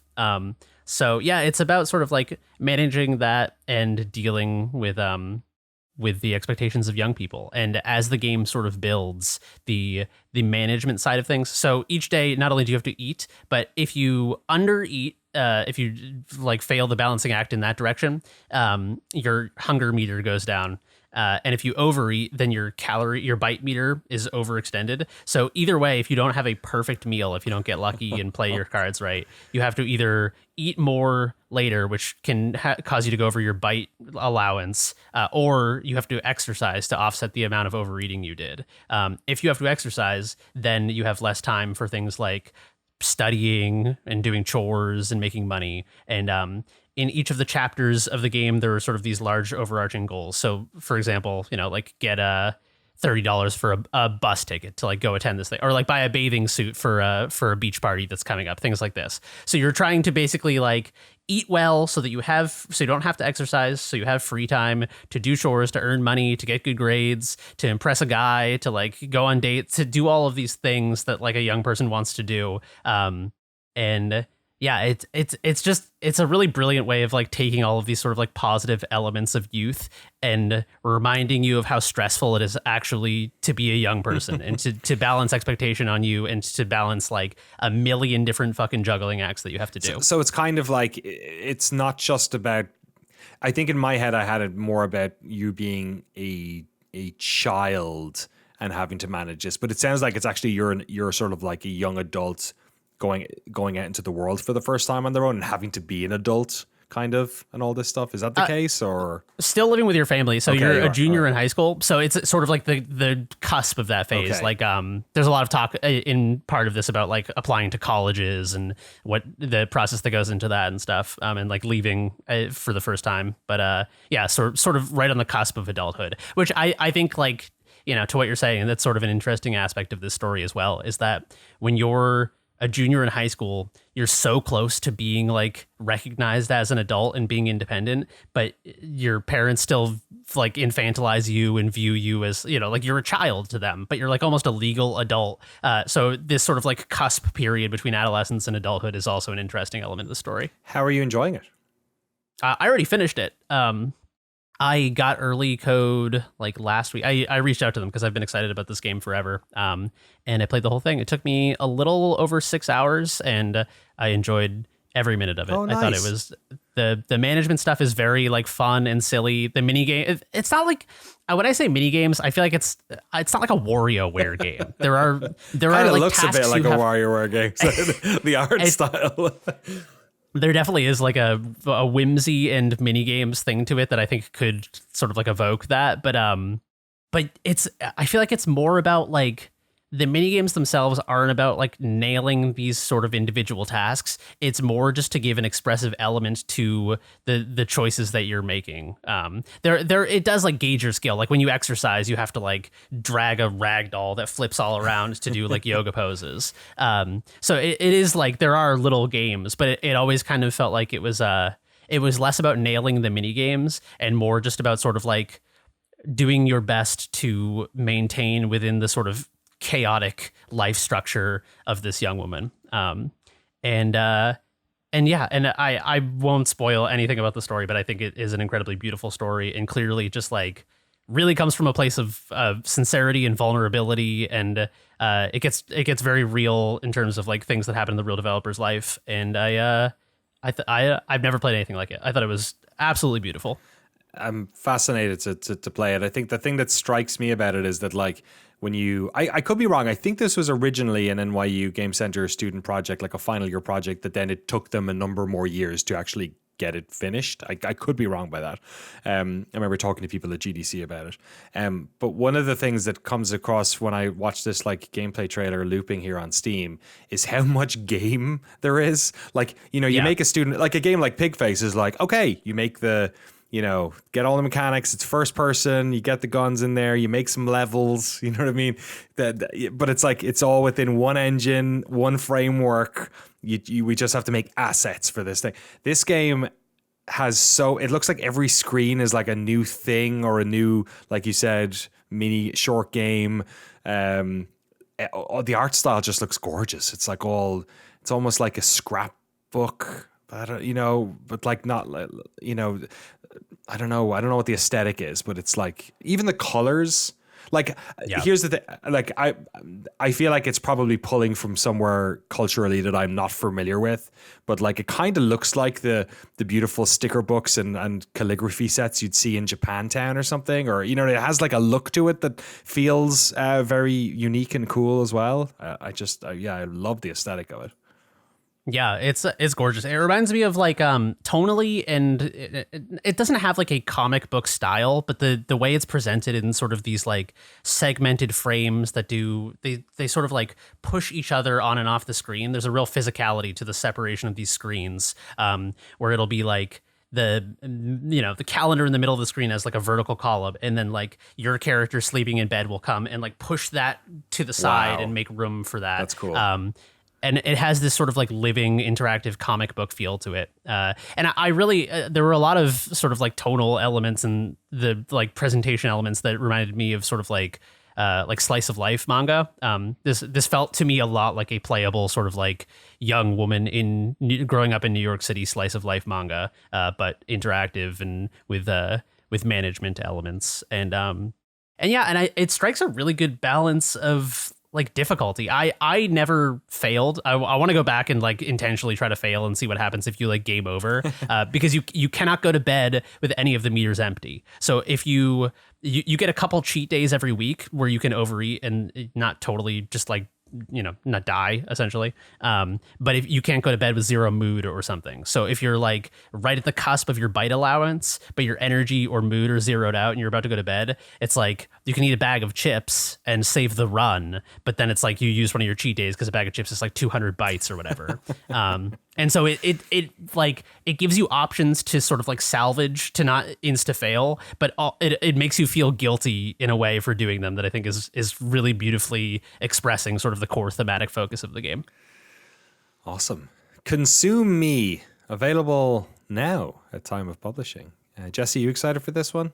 Yeah, I've been waiting to play it for a while. I played a demo a little while ago that was pretty cool. It's probably the same thing as the final release, but obviously paced a little differently and not a demo. I think the thing that I found most impressive about the game that, Jeremy, you could probably speak to because you finished it, was that like walking that thin line of making something that is about an eating disorder and systematizing that and like applying bars to it and levels and goals and limitations can be like very hard to do that in a way that is expressive of a specific point without literally teaching you how to like do that on some level. Not like literally this is how you would get an eating disorder. That's not how it works. But like to show you the mechanics of it. Like does it feel like it walks that line well throughout the whole game? Because the demo, obviously it wasn't a whole pastiche of the entire thing.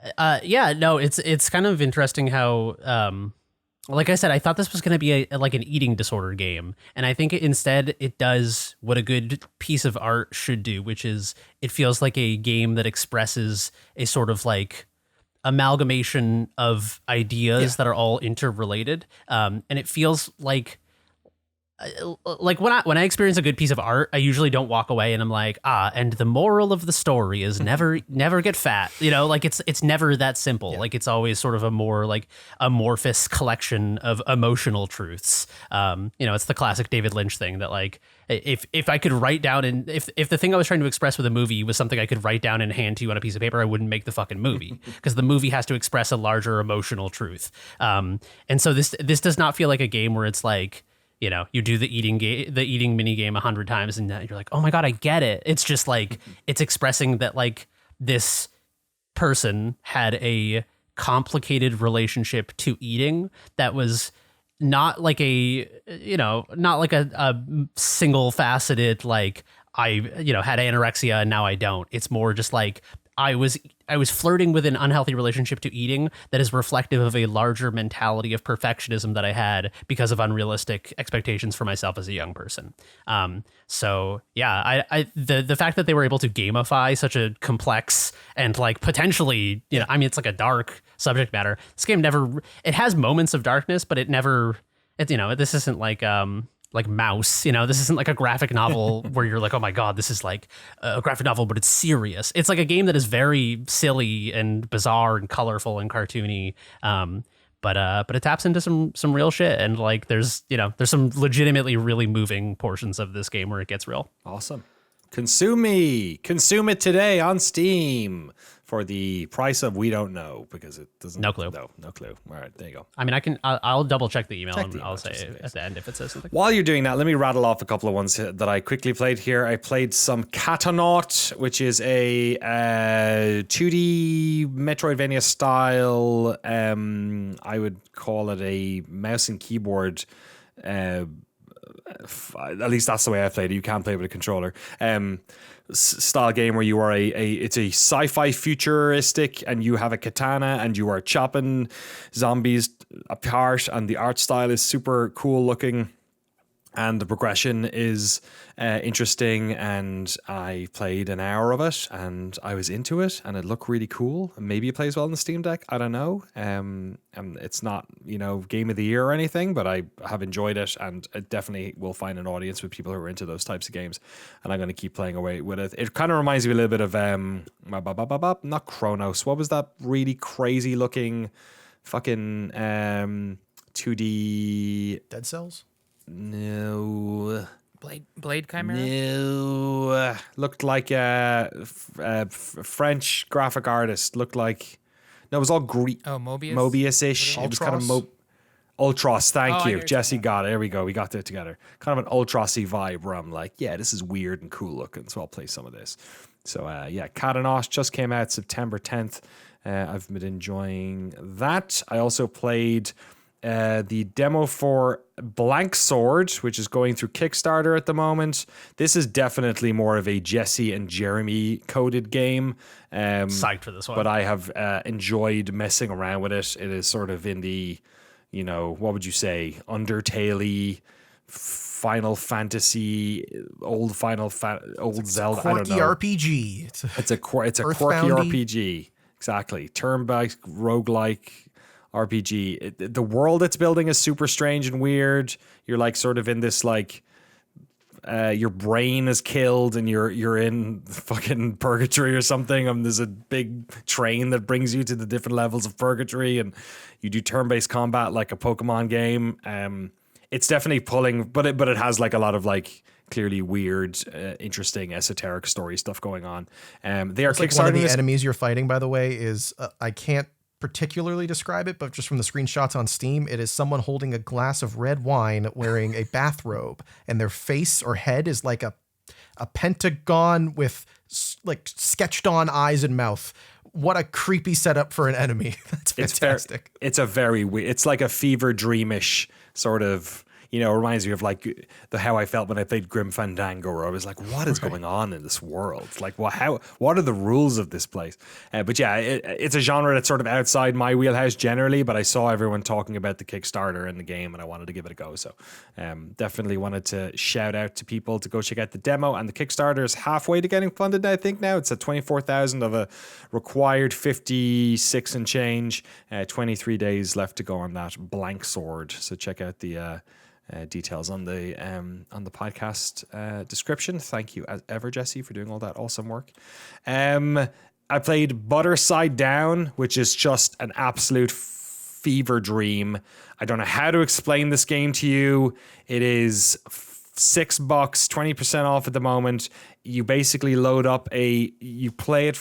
It's like a desktop. You just load into a desktop, and there is a log on button, and there's a bunch of other buttons. And when you log on, you answer asinine questions that are very hilariously written. For instance, here's one of the questions. Your cousin has asked you to bring something for the potluck on Sunday. Which fish do you bring? A, salmon. B, pufferfish. C, do not bring a fish to any potluck. D, a small can of tuna.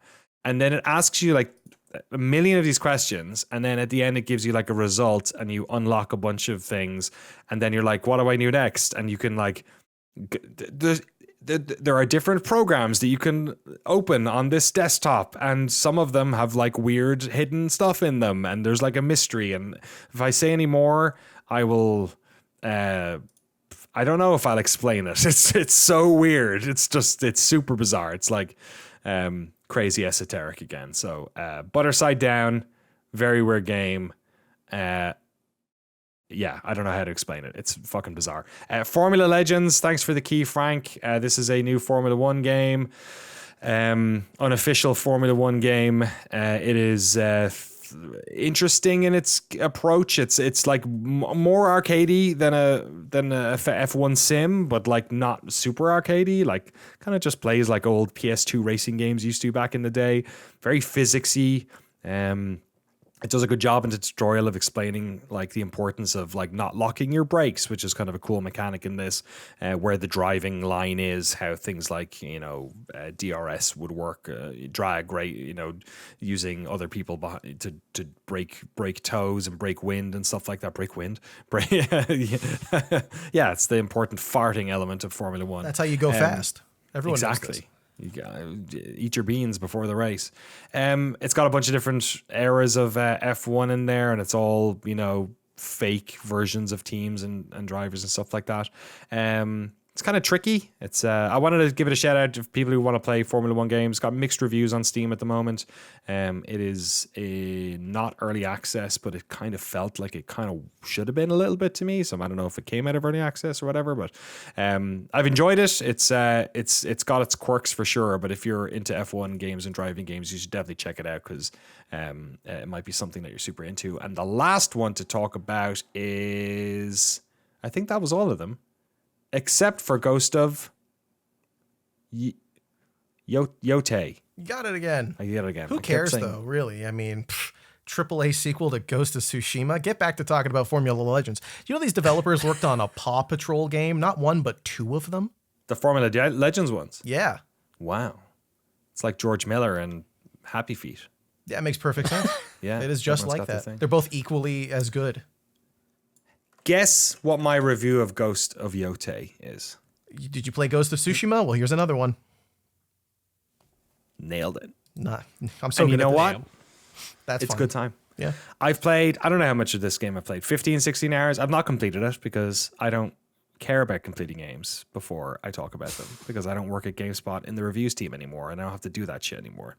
What is that sign? Tisk, tisk, tisk. I'm tisking. Is that what that is? Rubbing your finger? Yeah, is that not? Tisk?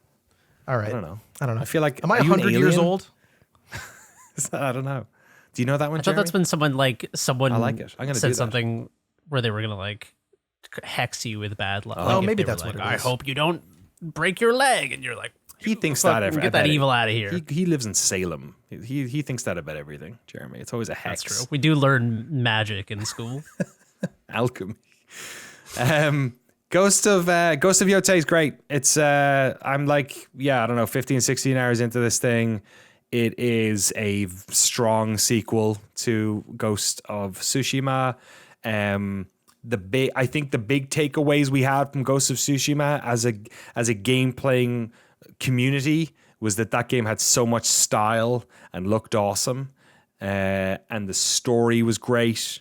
But some of the side stuff was a bit repetitive. It was kind of the same one over. You gotta find the fox, gotta do a haiku, gotta do all this stuff. There's a lot more variety in the side quests. The story in this one's strong. I don't know if it's as strong as Tsushima, especially because I haven't completed this one. And I think Ghost of Tsushima really nails its story at the end. Like it kills it. But the character is great. Voice acting is great. The main character is strong. It's compelling. The setup's compelling. The one area I'd say that another area, they sort of everything's leveled up a bit. Like, there's more variety in the side quests. The world is about the same size, I think, but it's varied and interesting. Again, I'm not sure if it's as varied and interesting as Tsushima because I'm not. It's hard to remember really because there's definitely an element of this game not being as impressive because it's a sequel, just by virtue of the fact that I've seen a lot of its tricks already. So you kind of get away from that. But the combat's way more varied. You've, again, loads of different weapons you can pull from, but in this, they seem to have really gone crazy with it, with the amount of weapons and who you should use them against and all that sort of stuff. There is a lot of go to a place, watch a cutscene, watch another mini cutscene, walk to a place, talk to somebody, do a thing. So I've spent my time sort of doing main quests and then being sick of having to watch a bunch of cutscenes. Not everything needs a long story kind of thing. And I'll just run off and do a bunch of side quests instead and then eventually come back to it. But yeah, if you liked Ghost of Tsushima, you'll love this. If you pieced on it, I think this is a really strong sequel and a good one to jump in on. And it's not like you need to play the first one to play this one. They're two totally different stories and people, and maybe they connect at some stage, but no, it's a whole different map, whole different part of Japan. yeah, pretty cool. It's out on October 2nd. Is that right? How much of this have you played, like hour-wise, would you say? I said 16 or so. 16, is that what you said? Top, Okay. I think, yeah. Huh. All right. Why do you ask? Well, this was like the shortest conversation we had on the entire pod. And Yeah. It's kinda knew it like would a be. like a $90 game Canadian. It's just I don't know. Just a reminder of the AAA space and the fact that it's a sequel, but like there are sequels that do interesting things enough to like have anything to say that isn't just that you play the first one. I don't think it is a sort of a critique of it to I think it's just genuinely what you see is what you get. Like it's a classic big franchise sequel that, like, unless I want to dive into story stuff, which I don't really want to, there's not too much to dive into. Yeah, like you're just doing haikus again. There's no like other side things that are interesting, or no, there is. I said that. I already said but, like, that. did you say what they were? Or? No, I don't need to say what they were, because people can figure that stuff out if they want. Like, if saying what they are is half the fun of playing the game is on seeing what those other things are. But it's similar type of stuff to, like, you're often, some of it is the type of, I'm sitting down in an onsen and reflecting in some way. She has a guitar that she plays, so that's kind of utilized in some mini game stuff and some narrative stuff as well here and there.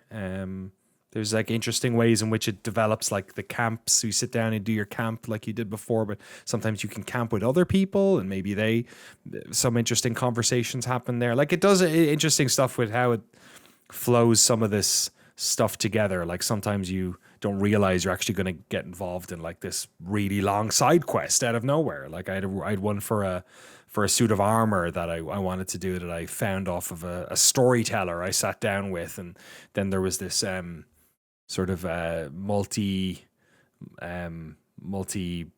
quest sort of chain that eventually ended in like a really dramatic fight, and I got a cool set of armor from it. It's similar in that you're unlocking all the weapons and armor and bits and bobs, but they just kind of, the same as Tsushima, they just kind of give you that stuff in a really elegant ways that sort of make sense within the cinematic universe. I don't mean the cinematic universe in terms of the Tsushima cinematic or the Ghost of cinematic universe, in that the world that you inhabit is very cinematic. Like, it's very pulling from various Japanese influences in that respect. So it feels pulpy and not necessarily grounded in that way. It's I think anything particular I don't want to get too much into, because all it's going to do is, so much of what this game is being titillated by the narrative beats and the interesting way it sort of rolls out its mechanics. Sure. Yeah. So yeah, Ghost of. But you're right. It is funny. I've been playing this game for 3 weeks, and it's Yeah, you just like there's nothing like it's fine. It's fine. It's just interesting. It's like you played 3 hours of other things, and there's like I've got 45 minutes of something to say about that. But this is just like, I don't know. I would describe this review of Ghost of Yotei as frictionless. You know what I mean? All right. There's nothing to really explain. We all kind of understand what that game is. And it is what it is. Maybe it speaks to the design, or there is an elegantness to the design of Ghost of Tsushima, in that it is a game that is weirdly not like a lot of other third-person action games. Like, it has its own vibe. It has its own style of how it gives you its narrative beats and all these things that is very Ghost of Tsushima, and I've not seen it in other games. And because of that, I think, because it's like distilled into this kind of like very particular type of game, I think it's easy to imagine them doing that again and better. And that's kind of what this is. At least that's sort of where my brain went with it. But yeah, it's great. I really like it. It'll probably be one of my favorite games of the year. It probably will be I can't think of any big AAA game that came out this year that I'm super in on. Was there any big mainstream AAA thing? Even AA thing? I guess Borderlands we didn't really play. The new Dying Light. I've not. But yeah, Dying Light also I hear is quite good if you like Dying Light games. Expedition 33, but that's AA, I guess. Yeah, good shout. That Liza P DLC I hear is good, but is that a game or is that just a DLC? Did you see the video that those two developers did. Oh There's yeah, like the a- interview between P Cube or who's the developer of Lies of P? Is that something like that? Yeah. Yeah, It's cool. it's just on the Liza P like YouTube channel. They just did an interview between them and the Clear Obscure devs. It's just like, all right, cool. Like now this is games coverage. Games coverage is dead. So now we just have the studios doing it themselves, you know? Just Yeah, maybe that's a good thing. someone's got to do it. All right. I think that's all the games. We didn't miss anything, right? I think that's everything. Can I do a very, very brief update? Silksong update. I am into Act 2. I've played probably about 15 hours of this game. Okay. And I'm going to say, this is going to be, Here we I'm go. going to say one harsh thing and one complimentary thing. I found the entirety of Act 1 boring until the very last boss, which I thought was 10 out of 10 perfect. Okay. And it was very interesting to me because I was kind of waiting. I like the game. I like action. This is a genre that I really like. I like Metroidvanias and action platformers. I like when they're tough, and there's like some tough moments in this game. Nothing was like really getting me excited the entirety of Act 1. And I was like, I gotta at least finish Act 1 and see if there's anything here for me. Because I know a lot of people, like everyone, all my Steam friends who've played this game have like 40 to 60 hours in it. And I just don't think I like people whose opinions I respect on video games. And I was like, there's gotta be, I want to know what is here that people are like enjoying. I don't think it's just like everyone is like, oh, it's like I loved Hollow Knight, so I gotta play 60 hours of this. 40 hours of a game based on that. Based on nostalgia or like hype or whatever. And the entirety of Act 1, I kind of just was like, this is fine. It's like incredibly well made, but just not exciting to me. And then the very end of Act 1, I beat that last boss this week, and I was like, holy shit, this is fucking like, this is like doing something, because my critique of it was that it is sort of just like playing the hits in game design turns. It's like, you know, a lot of what's cool about Silksong is like, yeah, I've played Donkey Kong Country and I've played Metroidvanias. It is playing the hits as an action platformer. But I thought that last boss fight, which I'm obviously intentionally not saying by name, the run back to it as a intentionally frictional piece of game design, and then the fight itself being long and difficult and just like building in a really brilliant way.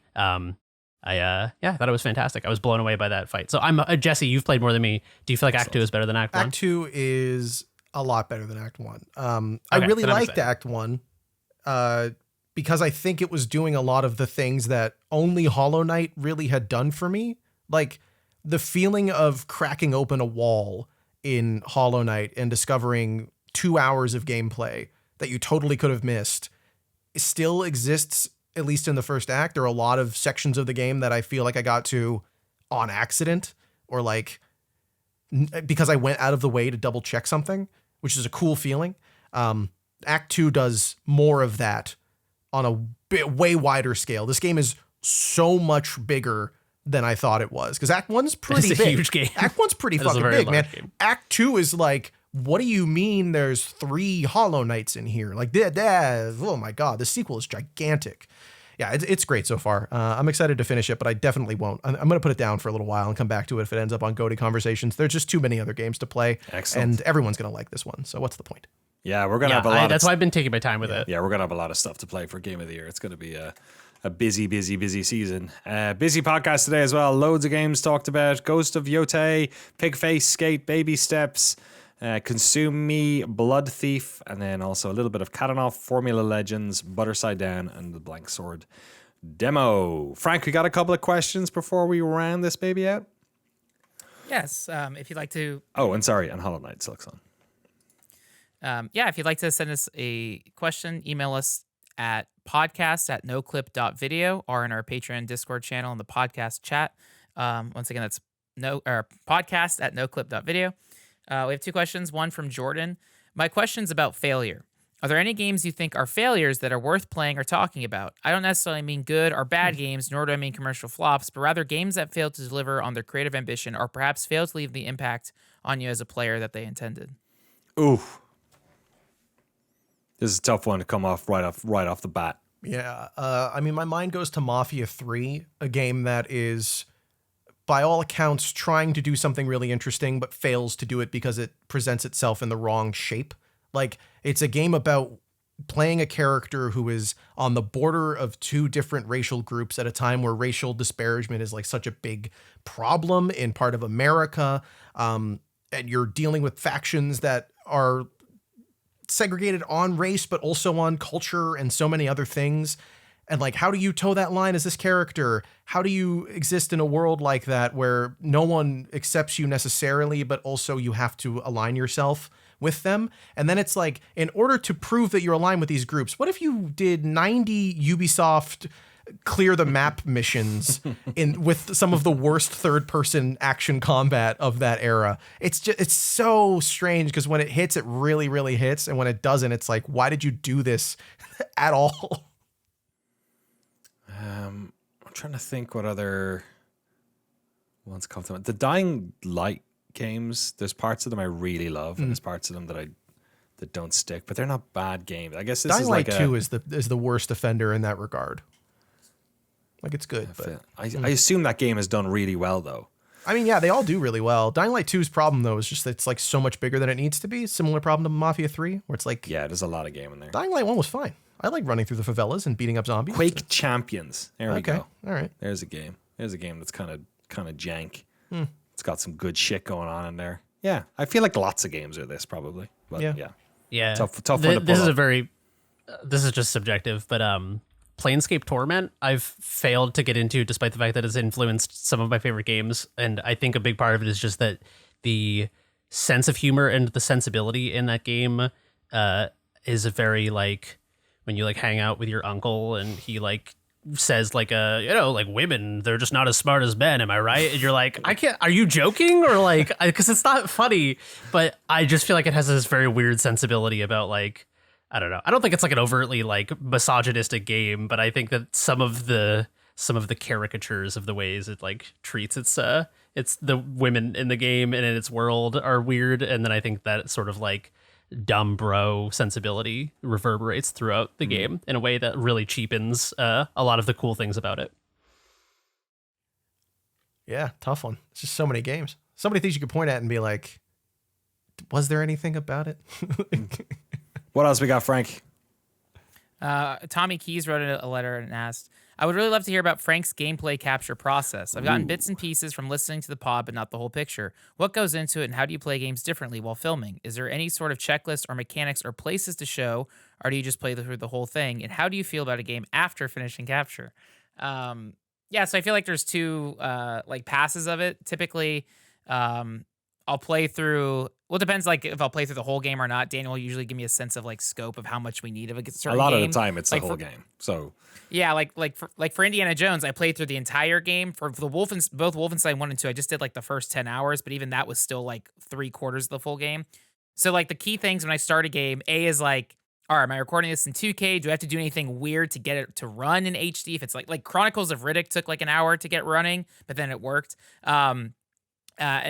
So I record with the music turned off, because when Danny edits, like sometimes he'll have the gameplay and he'll just use like the sound effects, but usually he'll mix in music, or honestly it's just interviews or talking over it. So I record with music off just to give more audio space, and then I'll hit record as I'm playing. I make sure we talked like a week ago about like data backup is like I can see my file explorer as I have a 2 monitor setup. So I'm playing the game, and then on my second monitor is the file explorer. I can see is it OBS or Shadowplay or? I'm using an NVIDIA Shadowplay. So I hit like Alt M, it starts recording. I will always like test it. I'll record like 10 seconds, test the file, play back. I've had one day where I was recording, I think Rogue Legacy 2. I played like maybe 2 hours, did the whole thing, and then I realized it was capturing the wrong monitor.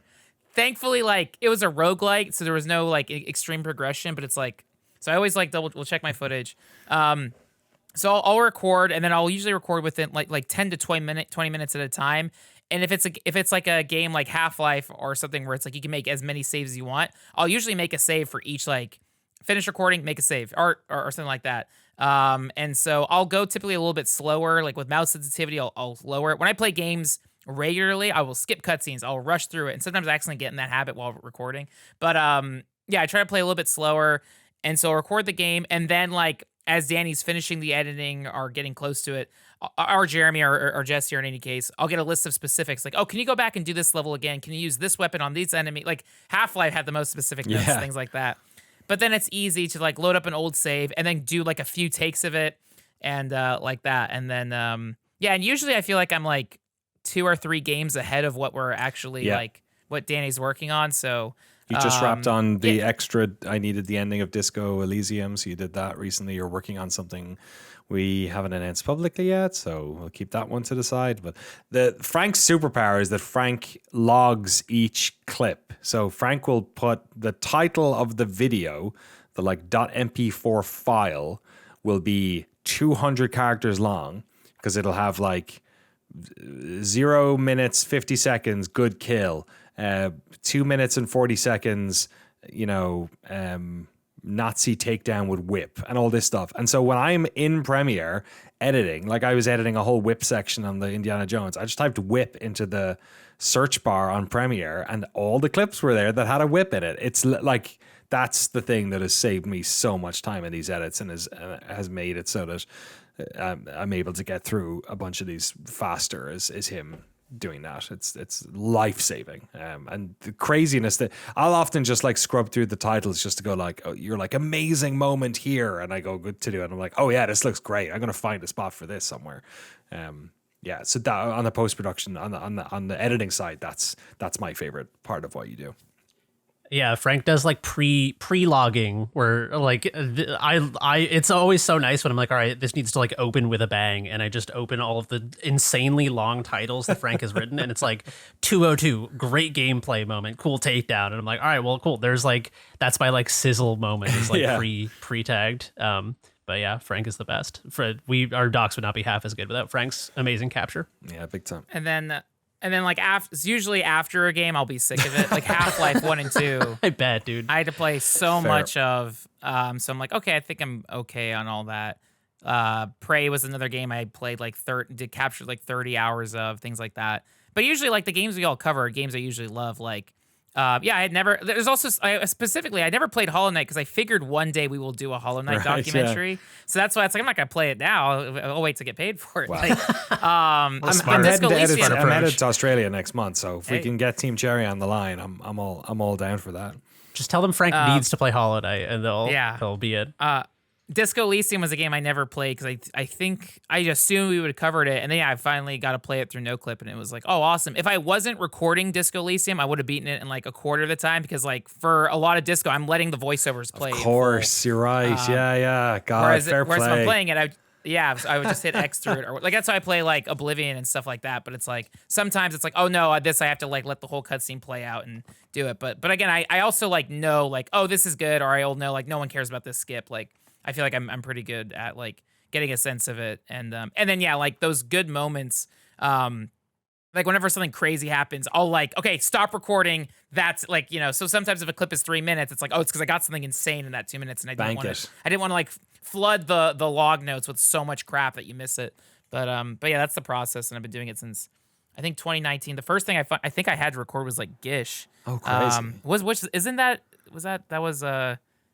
Did Ed McMillan work in Gish also? Yeah, him and Alex Austin. Yeah, because it was for good stuff. Thing, and then Frank is our gameplay czar, gameplay director is the official title, I guess, and he's been doing it and killing it for it's crazy. 2019, that's wild, man.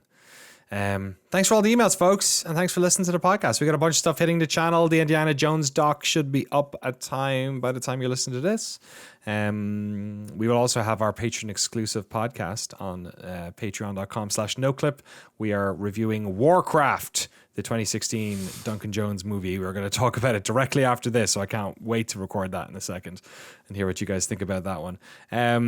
Frank's Japan trip as well will be up on Noclip 2, and the Noclip 2 Patreon will have access to an hour-long extra pieces of footage from Frank. He has commentated over them. It's basically a tour of like a bunch of incredible places and video game shops and stuff with awesome commentary. Great job on it, Frank. It's a good time. We should also have some new indie recommendations up. A Hell Clock went up, I think on Monday. Is that right? I think it went up yesterday. We'll probably have some other ones as well. I imagine we'll record Pigface and a few others. You guys are recording one after this? Yeah, we're going to do Consume Me. Oh, terrific. Excellent. Okay, so check those ones out as well.